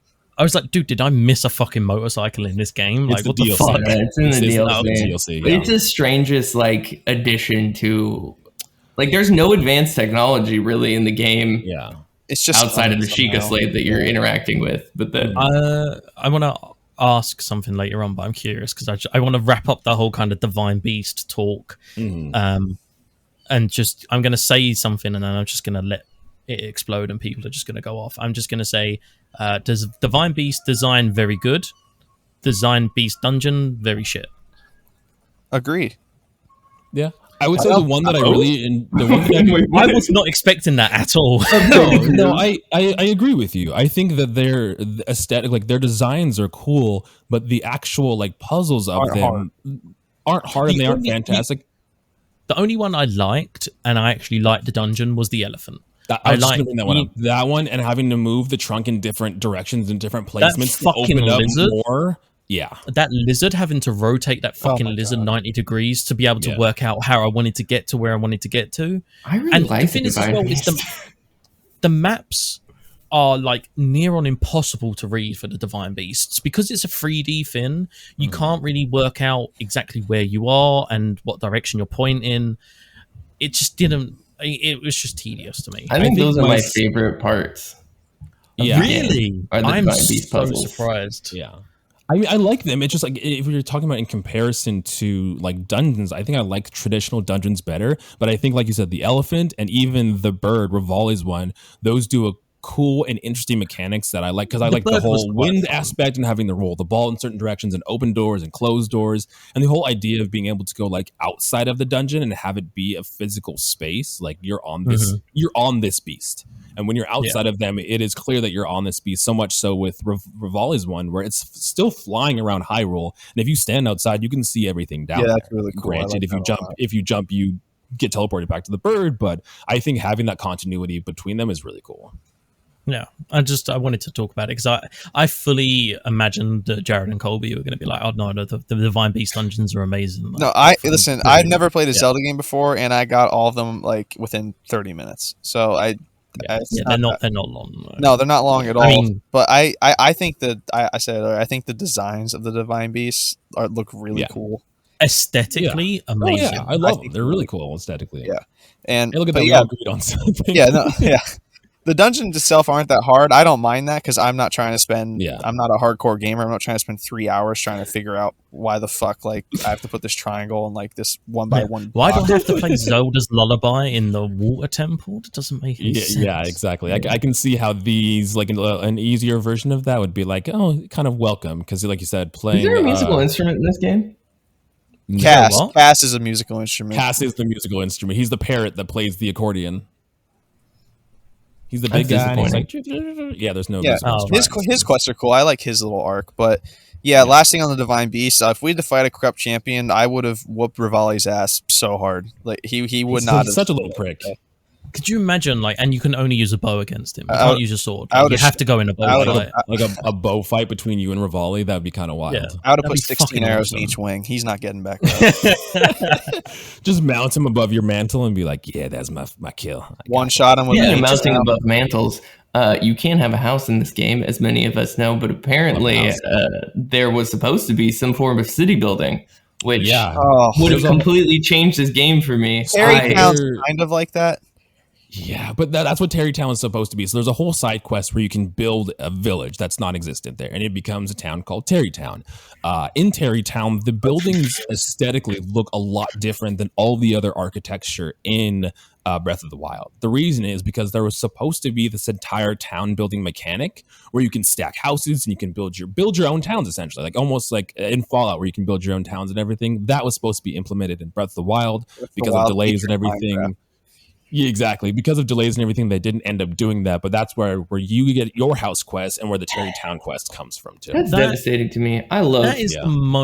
That is like the least Zelda Finn that I have ever heard. It's so crazy. Cool. It's cool though. It's so cool. Yeah.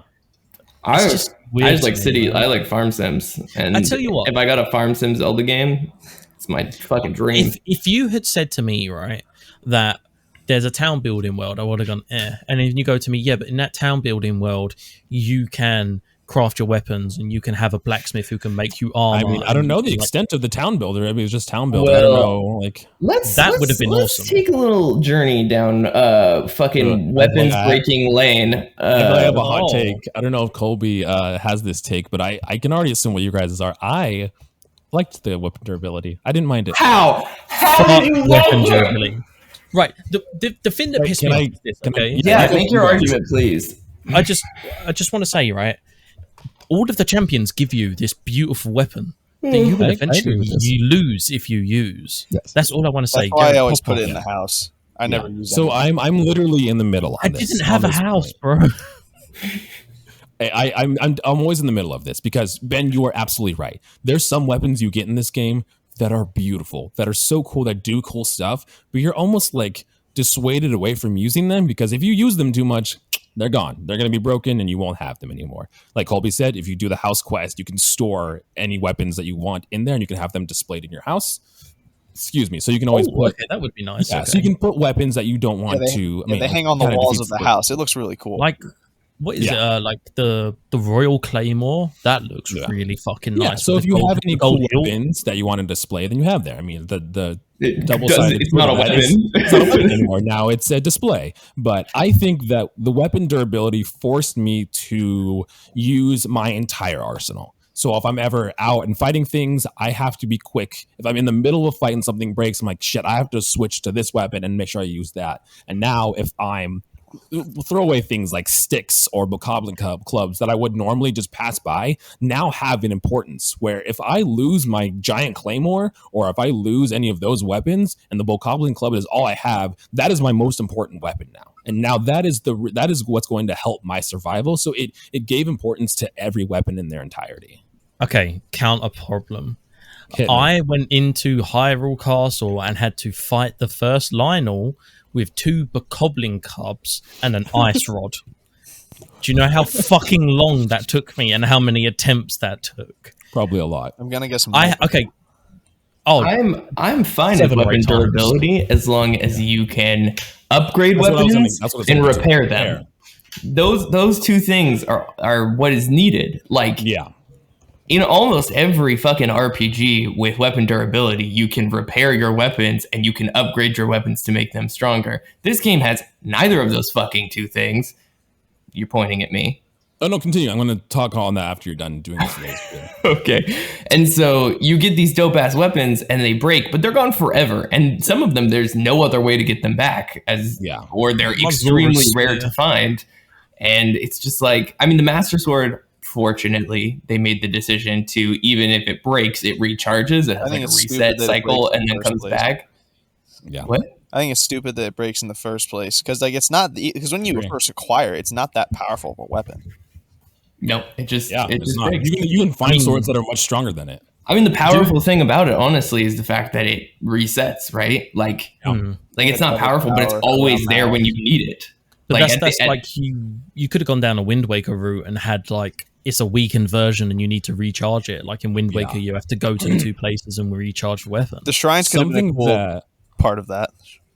Yeah, absolutely. Something that Hyrule Warriors also introduced, the Age of Calamity, which would have been really cool in this that I hope to see in the next game, is exactly what you're talking about, Kai.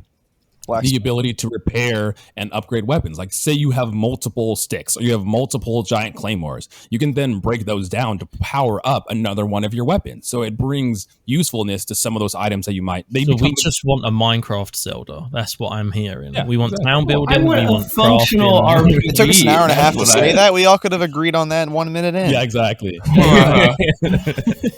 No, but it would be cool to see that implemented into it then, because then weapons that you might not normally use become resources to upgrade other weapons. Okay, but hear me out. So why not, if you're going to go down a weapon durability route, right? Yeah. Have it so that, for instance, the champion's weapons don't break. They go blunt and you have to travel back to the champion's domain to have their people look at the weapon, pay to have it resharpened or whatever. Yeah, I mean, that's the Dark Souls approach, too. You use weapon enough, and it becomes dull, and now it just does less power. You still have it, but it's going to do half the damage that it did before, and you have to just sharpen it and get it repaired. I kept my Zora Spear until, like, the fucking last area that I did when I did Rivoli's, because I just didn't want to break it. I was like, this is a fucking awesome weapon. It's beautiful to look at. I don't want to break it. And I had to, because in the Phantom Ganon Blight fight, I didn't have any other weapons. I had to use my Zora Spear. Yep. I agree. You're right. Just have those weapons, like I said, have like the Zora Spear, Rivoli's bow, have them be similar to the Master Sword, where they or similar to the Master Sword, where they have a recharge. Like once you use them enough, you just can't use them for 5-10 minutes or whatever, and then they come back. Positive take on this game. The armor and design of armor is fucking sick. Bro, I ran around in a fucking pink Hylian tunic the entire game. I fucking loved it, man. It was also being able to like customize and change the colors of your armors at the dye shop is fantastic. I'll give you that. That the cooking mechanic is ass though. So give me a cookbook. Is there a fucking cookbook in this game? Have I missed something? You have to Google it. Fuck that, no. The amount of times that I made something that was so awesome is like full recovery plus 5 temporary yellow hearts. I'm like, oh yes. And then I get to the next cooking station and I'm like, what was the fucking recipe for that damn thing? Who's to say? No, I agree. Well, we needed we need a list of all the recipes, like a recipe book or something where we can go back and see. Oh, it needed like 6 apples, a lizard tail, and like whatever, a piece of wheat. Yeah, don't tell me before I've made it, but just once I've made it, have a journal or something that Link goes, okay, right, this plus this equals that. You're the journal, Ben. You have to make sure you write it down. You and IGN, those are the journals. Exactly. You could have just looked at the IGN guide. That's what Link would have done. Exactly. They were harking back to a simpler time where Zelda games were literally unplayable without the fucking walkthrough guide that was provided to you. I mean, luckily enough, the recipes and food you make it does help you a lot. But if you don't make anything, it's not gonna you're not gonna have a bad time. The amount of times that I added so much shit together and it was like dubious food. Rock hard food. I'm like, awesome, cheers. I just wasted my prime steak and a bunch of other shit. Like, what was interesting and what I did like was the I don't know how to refer to it. I'm just going to call it the sound mechanic, where Link's armor and weapons would make noise. That little purple thing that was next to him, and that noise would alert people. And you could have stealth. Like there was silent shrooms. You could have like food and elixirs that increased your stealth for a certain amount of time. The Sheikah armor or the Sheikah like outfit is also like stealth in itself. Like different armors have different boosts. The heat booster armor in Goron City. Yeah, so like the armor mechanic, it's fine. It has been done before. You have the red tunic in Ocarina for like Death Mountain and things like that. So it's not by any means a new mechanic. It's not anything that hasn't been done before in a previous Zelda game regardless. But having that whole stealth mechanic of being able to sneak up on enemies was brilliant. Yeah, I mean, there's also ones that, you know, boost stamina and help climbing and things like that too. I feel like the stamina bar was a big thing about this game that I really don't care about. Bro, I hate the stamina bar in this game. Hate it. Why are you giving me an open world and then limiting my ability to explore that open world? That makes no fucking sense. That is so counterintuitive. Because gliding takes stamina, climbing takes stamina, running takes stamina. I will say, in argument to this, that once you unlock a certain amount of stamina to get to places, that satisfaction is earned instead of given. So, like, when you're exploring, if you can go anywhere, there's no satisfaction in going anywhere. Right. Being suddenly able to have enough stamina to finally climb that mountain, I think is very satisfying. There's a positive mental, like, oh, I did it. That comes counter to the counter. The entire selling point of the game was that if you can see there, you can go there. Yes, I understand, but they say you can see there and you can go there. But again, I'll bring back the preparedness. You can go there, but you might not be 40 hours time. No, well, I mean, just like in any RPG, when you run into enemies that are higher level, then you can go there and you're going to die. Ooh, well, hang on. But you're not talking about higher level enemies. No, I'm not. But I'm talking about stamina, higher stamina. Yeah, you're physically talking about not being able to explore the world. Like, I could have shit weapons, but if I've done 17 strides and got up all my stamina, I can go to those areas with shit weapons. I mean, it's the journey. It's not the destination. So it makes no damn sense. Oh my god. Okay. It makes no sense. It's the journey. It's not a matter of you're not ready to go there. It's a matter of, hey, you need to play this game for 20 hours, beat a bunch of shrines, level up your stamina, and then you can go there with your shitty weapons. So that you can collect the 875th Korok seed out of 900 Korok. Oh, you know how that many. You're collecting like the 50th Korok seed out of 900 that you're completely ignoring. The amount of times that I was running around and I'd see a stone and there'd be an enemy nearby and I'd pick up the stone to throw at the enemy and then like a Korok seed would fucking appear out of nowhere. I'm like, what? Okay. But I'll give it to you. I can see how, I think it just in my own personal playthrough, my own personal perception of it, the stamina bar at no point felt like a hindrance to me. Like, I always felt like it was welcome. And for me, from the very get-go, my first playthrough, I invested all of my orbs into stamina. I was like, you know what? I'm gonna need to climb things. I'm just gonna go from the get-go, do all stamina, and then I'll do hearts afterward. Which was my approach to it. But I don't understand, if you want to limit things off, there are mechanics in the game that could have been used to do that. You could have Lionels as bosses to entry points. You could have an area that is overrun with guardians that you can't get into. Do you know, like, there are ways that you could have locked it off more organically than having a stamina bar. It's not only organics, but it's skill based, right? Like, if you fucking rock and wreck shit at Dark Souls, you can go anywhere. You're a god. Flurry rush in this game. You can fucking just be juking bitches and like cutting off heads, and it's fine. It doesn't matter your level. This is something where it's physically has nothing to do with your skill as a player and has everything to do with, have you played long enough to unlock these things? And that's where the frustration comes from. I'm fine with stamina. I'm like, okay, cool. It gives me something to work for. But that's what this entire game is like a collectathon of different things to be able to do slightly different things. But like, I get the perspective of wanting a skill-based challenge to block areas rather than a collecting-based challenge where it's just like, have you gotten 400 Zorks? looks like you haven't, and that's just not. It's like, okay. Yeah, I can see that. Kolby, what is your stance on the stamina in this game? It didn't really bother me. I actually kind of liked the real world element of it, just because it makes sense that when you jump, when you hang onto a glider for 100 yards, when you run, because I have a stamina bar in real life. Yeah, every time I look up in my top left corner, I'm like, oh shit, halfway. But oh man, I gotta start walking. But no, I think to counter Ben's point, when you do more shrines to get higher stamina, the chances of you having, as you put, shitty weapons significantly decreases, because it is that sense of exploration. You get rewarded for exploring. You get rewarded for finding these things. I think the sense of exploration is rewarded in this game very handsomely at times. So I think that just, and at the end of the day, what is the stamina wheel? What are the heart meters? It's incentive to go do the damn shrines. That's all they are.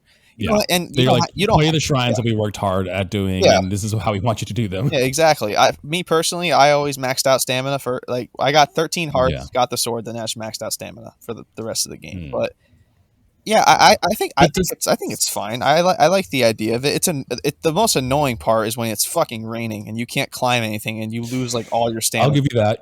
Rain is fucking awful. Hate it. Yeah, but like, does it not? See, the thing is, when you're saying that to me, now all I'm thinking is, oh, okay, so this game is just falsely inflated and longer than it needs to be for no reason. You're like, to get to the nice places, you need to get stamina. To get stamina, you need to go to the shrines. Well, it's not exclusive. It's not exclusive. You don't have to exclusively get stamina to go to these nice places. Yeah, exactly. It's just it's when you go to these places, you're better prepared.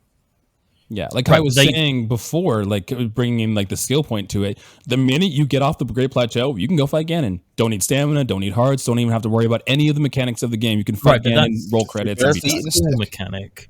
That's a skill mechanic, right? Yeah. But there will be mountains in that game that are physically too high for you to climb up with the base stamina meter, or places that are too far for you to glide with the base stamina. I think like Kolby was saying too, like incentive to do other things, because even going and doing Rivali's Divine Beast, which subsequent playthroughs I always do first, because you get Rivali's Gale, and Rivali's Gale is online.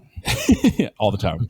But having Rivali's Gale helps with any kind of need for exploration. Like if there is something that's too high, I mean, Rivali's Gale only goes up a certain amount, but there's a good chance that Rivali's Gale can get you up there without having to reserve that stamina. Yeah, the fact that you get 3 of them per go, you basically just go anywhere you want. Yeah. And it recharges pretty quick. It's like what you're saying is, like, to be able to explore the game properly, you need to have a high enough amount of stamina. But to get that high amount of stamina, you have to do the shrines. Right. To me, that's false inflation. You're making me do something in order to do what the game is being sold as. The game is sold as an open world exploration Zelda game. But you're telling me that I have to spend 20 to 25 hours doing all these shrines in order to get to what the game is. That's false inflation. I mean, I can see inflating the playtime of the game. Yeah, with your point too, like the idea of having like harder enemies guard, because you get that in Skyrim too. You go to certain areas and you're gonna, like, if you go up to the mountains, you're gonna get fucked by a Yeti that you're not prepared for, or anything like that. Like you can have, didn't need that visual, Kai, with things. You can have larger and harder enemies guard those spots without having to have that need for it being in like a gate on stamina. But I can see where you're coming from. Like I said, I think that having the option, like doing Rivali's Gale, I mean, you don't know this information. Like my first playthrough, I did that one last and realized, shit, I should have done this first, because that would have helped me explore the entirety of this game. I did it last as well. Yeah, kind of a cheeky comeback to the stamina thing, and we were talking about earlier, you can make elixirs to temporarily max out your stamina. More cooking.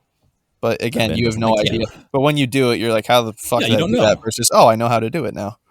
Right. If you had a recipe book of potions that you could make, that would probably help mitigate some of that too.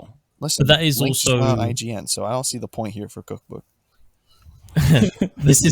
There's also an inflated.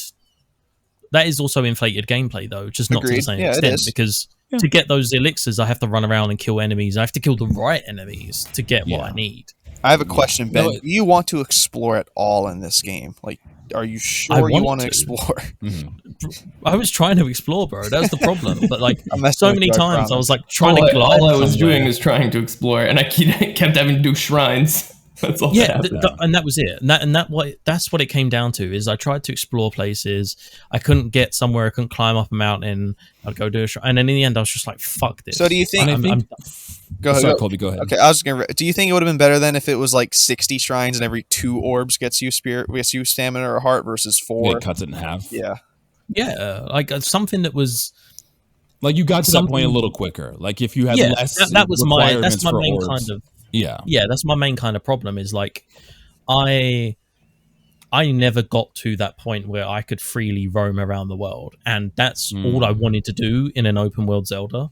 Yeah, that was, like I said again, that was the entire marketing for the game. Yeah, Or I forgot who said it. But 10 Go ahead. distinctly different environmentally designed shrines that each give you 1 heart and 1 stamina.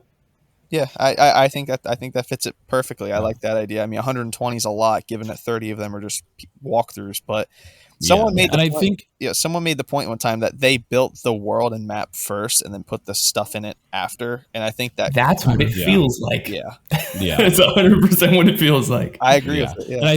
And I think for me, kind of I had having all this history of Legend of Zelda, I think they really relied on. Because going through that world and being motivated to explore places, even if I couldn't get to them, how they kept me intrigued was like, oh, this tree is named after a town in Ocarina of Time, and like those little things for which to a lot of people wouldn't be important. Lon Ranch. But to me, seeing like Lon Ranch and seeing like Bridge of Eldin and seeing things like that, nods to other games, was exciting. The Skyward Sword shrine at the top of the statue of the goddess. Exactly. Like those little things and like callbacks to other games definitely helped, but I can totally understand if you don't have that context, then you can't rely on that. I understand. I think they just needed to build in secondary motivation because, like, I agree that's super cool, but I played all the games, so like, shit, that's cool. That's not motivating enough for someone coming into it to be like, this is the reason I will continue. Even as like Kai said, if you have at the end of a dungeon, not only do you get a heart container, but rather than being a heart container, you get an overall level up. Your health increases, your stamina increases. It leans more into the RPG. Or even just like I do like skill trees. like a way where Link is not at his full power, and so defeating these enemies gains back a part of his power or something, like building it that way rather than 120 shrines where they're all like, oh, go in there and throw this bomb down this tube and blow up this part of the wall. It's going to be really interesting to see how they tackled the sequel, because clearly it takes place in the same world with some points of interest. We saw there might be dungeons. We saw there might be like these big structures in the sky. But how are they going to make it? Yeah, how are they going to make it compelling to explore this world again? They can't just throw us into a world with 120 shrines again and say, go explore. They're just gonna... Nintendo, they are 100% gonna do that. It's gonna be one cutscene, and it's gonna be just like a fucking like Korok that accidentally like hits a reset button, and time just goes back, and you just play through Breath of the Wild again. You're like, God damn it! It's just a Korok randomly with an ocarina, and he's like... From what I haven't played Elden Ring, but what I've seen of that is FromSoft and Elden Ring, they tackled this open world in a very interesting way. Not only having this very open map that you can go and explore at any point, but these underground interconnected cave systems is so cool. Being able to go underground and like explore this full like dungeon and pop up somewhere else that you don't know. Like if we had some kind of mechanic like that in Breath of the Wild, where we find out there's this whole expansive cave system underneath Hyrule. I mean, we've seen them in dungeons and we've seen the Hyrule Castle lift up from underground. So maybe that could be the case, but that would be so cool to have something like that. Okay, I have to ask as well. Here we go. What are your guys' opinion on the horse situation? Do you want Epona back, or are you happy to catch wild horses and tame them? And I like catching wild horses. And technically, if you have amiibos, you can have Epona. But it's not... Having a dedicated horse, I understand. Yeah, I was going to say, from what I understand, though, it's not like... You don't get to ride Epona, do you? Yeah. If you have the amiibo, you do. It's technically not called Epona, though, right? No, it's called Epona. Like when you go to, you can change its name, but when you go to name it, it says Epona. Oh, okay, right. But anyway, yeah. So It how does did you feel feel weird to about- have to like paywall what is a iconic character from a Zelda game behind a plastic toy that is meant for like 8-year-olds. Especially because Breath of the Wild feels like a celebration of all of those games too. So. Yeah, that feels that's weird vibes. Yeah, Not sure how to well, feel what about that. what people don't realize is that amiibos are just DLC in toy form. That is literally all they are. They serve to give you extra content in your game and have something to put on your shelf. Buying the Which, at Twilight least you Princess have one, it allows you to have Wolf Link run around with you and fight with you, and that's all I've ever wanted in this game is to have a nice wolf pup. Wolf Link is with me, and he's fighting alongside me. I do want to point out that we are nearing the 2-hour mark, and as where I feel that we could talk about this for all eternity. Let's be respectful of our time. So genuinely, horses. Everyone was fine with catching horses, taming them, all of that. I mean, stuff. when I caught the all white horse, that's the only one I ever used. The big boy, and then there's like the Ganon what one, does that too. say about you? Oh, so brother. I started off. I caught a blue horse that was like white spotted, and that was my horse for a while. And then I caught this like fucking Chad all black horse. That's The black Ganondorf's and orange one? Ganondorf's horse. No, this was just all black. It was like black mane, black, like interesting. just pure black. And I was like, yeah, you're my fucking Chad horse now. That was one of my 100%. favorite side quests in this game. Was the giant horse that you can catch in like the If fairy you wood. go out to the desert too. There's like the big Ganon's horse, the big orange and black one. Oh, see, I didn't. It wasn't that one. I didn't catch that one. I just caught this fucking thing's literally Alpha a Chad fucking rando beast. horse. Yeah. I mean, did you guys have any other points, any other arguments you wanted to have with Breath of the Wild here? I think we Not covered that it. isn't gonna carry on the For conversation. another 2 hours? Yeah. Okay, so how about this then? Like, Yeah. let's sort of wrap up and say, do you guys feel that this game deserves the reception and the accolades that it got? I can start here. I think that unfortunately or fortunately, there is a lot of people that are going to have an emotional connection to Legend of Zelda. And I think in that any aspect of that people give tends to or say that it's a perfect game, because in my opinion, that is my opinion, that I understand that there's flaws and they can build off of it. But my first experience going through, there was none of that. I didn't ever come to a wall or something that I was like, oh, this feels weird, or like this doesn't work good. It was all excitement all the way through. That being said, I think that you have to be able to recognize the flaws in this. You can't just be like, this is a perfect game and I'm not even going to look at the other things, because there's a lot of people that do that. They're like, I'm not even going to look at those other things or acknowledge them. I think being able to acknowledge them and still enjoy your experience is fine and valid, but acknowledge those things, because we always want to improve. Like Breath of the Wild is great, but we want the sequel to be better. We want it to be a better experience. And there's things that we can do and there's things that we can change to make that a better experience. And if you want that a better experience, you have to acknowledge the problems that people are having. You can't just say that you're dumb because you think this game's bad. I think it's good and it's perfect, so you're stupid for thinking it's wrong. You can't do that, because then you're just going to be stuck in your ways and we're not going to have any innovation. I mean, Breath of the Wild from the series felt like a big step forward in innovation in itself, and we want to just keep that going and continue that going. So as much as I think that, like, yeah, the 10 out of 10s and all of that are valid in my opinion, I think that you have to be able to recognize the flaws of this game so we can have a better sequel. There we go. Okay. That's Who my wants take. to? We'll let Kai, you go next. Go on. We'll mix it up. Yeah. Okay, give me a second. Hold on. I'm Googling something. Oh, okay. How to talk about Breath of the Okay. Wild. Yeah. How to convince your friends that How to you're convince your right. friends this game is bad. You can do Kolby if you want. Yeah, someone else go. Okay. Yeah, Kolby. Kolby. What do you think? I echo a lot of what Jared said. This is my favorite game ever. Again, there's a heavy emotional attachment to it, but this game to me is a 10 out of 10, 100 out of 100. It always will be for me personally. I'm not saying that's what it deserves to be on every magazine, every gaming magazine.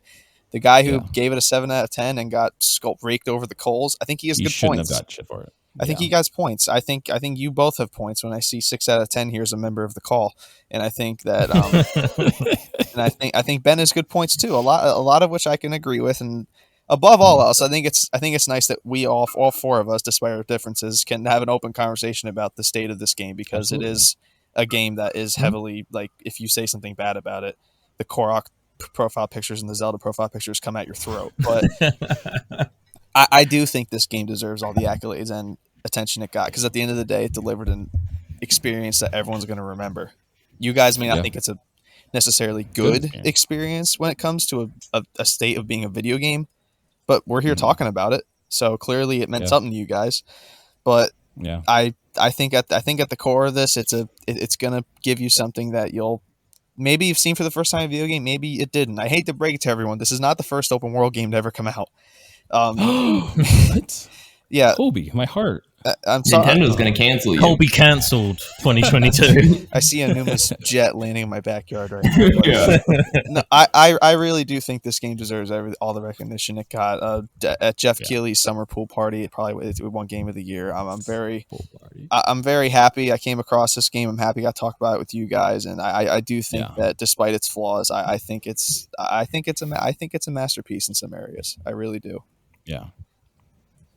Kai, have you found what you were looking for? Yeah, You found out how to convince us that you were wrong. No, I needed more context to something. I want to be clear that I don't think this is a bad game, and that I don't not 6 out of 10 is enjoy not it. a bad score. Like, let's stop pretending like it's not. Like, that's fine. A 6 out of 10 is a fine game. Yeah, it's a good. And honestly, it's probably a 7 out of 10. The 6 out of 10 was for the fucking reaction.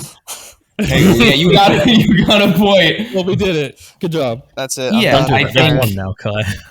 it's an okay open world exploring game with light RPG elements that, compared to, and once again, this is my own problem, compared to the Zelda franchise in what is to be expected from a Zelda game, it is not a good Zelda game. Doesn't mean it's a bad game. It just means in the context of the Zelda universe and the mechanics that one should expect from a Zelda game, it doesn't meet the bar for me. Secondly, at the Game Awards, which is not the arbiter of good things, it won Game of the Year. And it beat out a very specific game that I think is better than this game in a lot of ways, which is Horizon. I played through Horizon. Horizon is a phenomenal game. And not only is it a phenomenal game, it's a phenomenal story. It's a female-led game. It has one of the most incredible new fucking like AAA IPs that is out there right now. Yeah. And I honestly, it is a better game, in my opinion, for the things that it did, for the things it attempted, for the world that it built, for being open world and doing open world well with a narrative. I get that Nintendo has a weirder audience than a lot of game companies. They play to a much younger audience.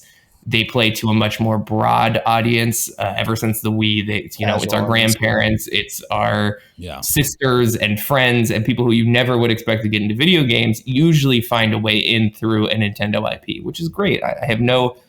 That's a great thing. I want everyone to experience games. I just think a lot of the hype around it came from that, in the same way that Nintendo games have always kind of inspired that level of feedback to them, is because they're incredibly accessible. And while accessible is great to get people into things, it's not great once you're into them. It's like the Mona Lisa. The Mona Lisa is not a great painting. The reason it's famous is because someone stole it, and now people look at it and think, that's high art. That's great art. It's not great art. It's actually a pretty shitty painting, but for people, it represents something. And I think that's what Breath of the Wild is. It's a representation of, wow, I didn't know that games could do this. I didn't know that games could make me feel, like awe-inspired and could present me a world that I want to go be in. Yeah. And for a lot of people, that's what it did. And then they were like, well, this is perfect. And it's like, well, your context to the things that have come before it and the things that are coming out next to it, you have none. So of course you think this is great.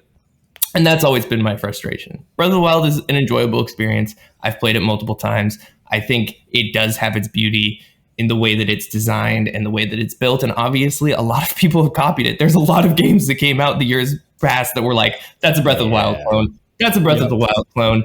That they just made Breath of the Wild. And that speaks to how influential it's been. I just think that we also have to take it, as Jared said, with this is where it can absolutely improve within its narrative design, within its character design, within a bunch of the areas in which we spoke about now, that you can make this a really great Zelda game. And you can make this all things for all people, where you reach those hardcore gamers, or the people who are within, what we do, which is talk about games constantly. And you can also reach those individuals who maybe don't have that experience, but can still connect with it kind of on a face value level. 7 out of 10. 7 out I of think 10. all that's very fair. As someone who thinks it's 10 out of Yeah. 10, I think all that's very fair. Yeah, I think just to wrap it up, like it's an okay Zelda game. That's where I feel like I land. You know, Yeah. I played Ocarina, I started Breath of the Wild, and then I played Wind Waker. And if someone asked me what my favorite was, I would say Wind Waker. Wind Waker was my favorite of the three. Breath of the Wild it's a fine Zelda game compared to the others that I've played. It doesn't make the most sense narratively. To be honest, if you think about it, there isn't much narrative in the game whatsoever. And so it's kind of leaning on the sequel to pick that up. And that's where a lot of the hype for the sequel's coming from. My problem with Breath of the Wild comes from a word that Jared said, and that's innovation. This is not an innovative game. It just fucking isn't. I'm sorry. It doesn't innovate open worlds. It doesn't innovate maps. It doesn't innovate anything. It collates a lot of what's been done by games before it and puts it together into one experience. And I think that people mistake taking good parts of different games and putting it together as innovation. And that's kind of, like I said before, like a lot of my issues with the game aren't even with the game, is the reception of the game and the way that people talk about it. Like I can talk to Jared and Kolby about it because they're open-minded enough to turn around and say like, yeah, okay, that's not great. Like what you said, yeah, that isn't a good part of the game. But then other people, like we've said, it's just so steadfast in their defense of the game that it just tarnishes it for me. It's innovation in the way that Apple's innovation, right? It's like they didn't invent the computer, they didn't invent the cell phone, but it's like the way you packaged it was so compelling that people were like, "You did something fucking crazy," and it's like, well, what about the fucking BlackBerry? What about the personal computer that came before the Apple II? Yeah, like none of that. It's the biggest. Like, It's the biggest IP to take a stab at this. That's why people give the innovation tab. Yeah. And I mean, I would say it's innovative for a Zelda, 100%. It is the most innovative Zelda that's ever existed. Now, is that to Nintendo's detriment? We'll have to wait and see. But it's a fine game. Go play Wind Waker. Those are your final points. Is just play Wind Waker instead. Oh man, I don't know. That should be the title of the episode. It's a fine game. Go play Wind Waker. I can't say anything else that isn't going to repeat what I've already said over the 2 hours. You know, like or start another 2-hour conversation that we get debated. Exactly. On. I don't see a problem with that. Like if you, what's that? 4 hours of content. We'll split it up into 1 hour episodes and do an entire season of it. That's a little. I mean, you already said something that I was going to debate, Ben, but let's just we'll wrap it up. We're fine wrapping it up here. If you don't understand how I feel and the points that I've made about the game in this 2-hour rant that I've had in between listening to other people, then I don't know what to say to you. Come yell at us at Discord. Come tell us your The points. thing to take away from is be open-minded. Have conversations with people. Even if you're passionate about something, other people's perspectives are just as valid as yours. Have a conversation. Don't just scream at them on Twitter with your Korok profile picture. We fucking see it. I do want to argue not everyone's perspective is as valid as mine. Mine is more valid most of the time. I will. This man knows better. We're speaking specifically to Zelda fanboy 420 on Twitter. Like, exactly. Okay, guys. Thanks for listening. Thanks for getting the episode. Kolby, thank you so much for coming on and talking about Breath of the Wild with us. It was great having you on here, man. It's been fucking awesome. No, it would have been really off balance to just have us yelling at Jared for 2 hours. Yeah, it would have been sad. I would have just not been able to do it. No, I appreciate it, guys. I hope to do more of it in the future. It really was an honor. I'm a big fan of the work. We'll have you back on for the sequel. Oh, absolutely. There you go. I'll be there, and we'll probably be having the same argument when it's the same exact game. Look, guys, I know it's the same 120 shrines, but it's innovative. Let me tell you. Yeah, I'm gonna assemble an army of Korok Twitter. But no, thank you guys so much. I'm a really big fan of your guys' work, and I think the stuff you guys do is awesome. Thanks, so just keep up the great work. It really was an honor to be on. I'm not going to lie to you. I still don't know how to take compliments about the podcast. So thank you. I mean, I've been The on most English response ever. He's like, I just want to die. I've been on a lot of shows recently, and every time I say something nice about their show, one, I genuinely mean it, and two, they're like, I don't know how to fucking take this. Yeah, I just like say all you was things. like, oh, I That's love all what I think. you was like, I love what you do, and immediately my body was just like, shrivel into yourself and disappear. That's how I feel like when family talks to me about the podcast. I'm like, I don't know what the fuck to tell you. Like, I could lay this out for you, exactly how it is, and you still wouldn't get it. Yeah. It's like, oh, you do a podcast? No, I know a podcast. What podcast? But Kolby, one more time before we go, let the people know where they can find you in your podcast. Switch It Up Podcast on Apple Podcasts. There's a bunch of other names. Switch It Up, so very unoriginal, but we're number one, so they can all suck it. You can find us on. You can find us there. Twitter at Switch Up Pod. We have personal Twitters, but I've only used at the time of recording, I've only used my Twitter to tweet about golf, so I might be going into retirement once that's over. But yeah, other than that, we have an Instagram you can find. You can follow Tyler, best friend, co-host, all that good stuff. Season 4 just started, so go check it out if you have any interest. Yeah, and we'll have the link to all of their socials in below, but definitely check it out, Switch It Up Pod, especially their coverage on Three Hopes, because it's awesome. It's really good. Good quality content over there. Yeah. Okay, guys, but we will end the episode here. We will see you next time on whatever bonus episode content we talk about. Give us some suggestions. Tell us what else we should talk about. What other games we should talk about on our social media. That's all in our link tree. Wherever you can find it. Kolby, go play Wind Waker and let me know what you think. If it comes on Nintendo Switch Online, or if I can somehow dig a Wii U out of the grave, I'll do it. Okay. I was like, I've got some bad news. It's never coming to Switch Online. No, you have to do the Wii. We'll see you next time. Ciao, Peace out, guys. Bye.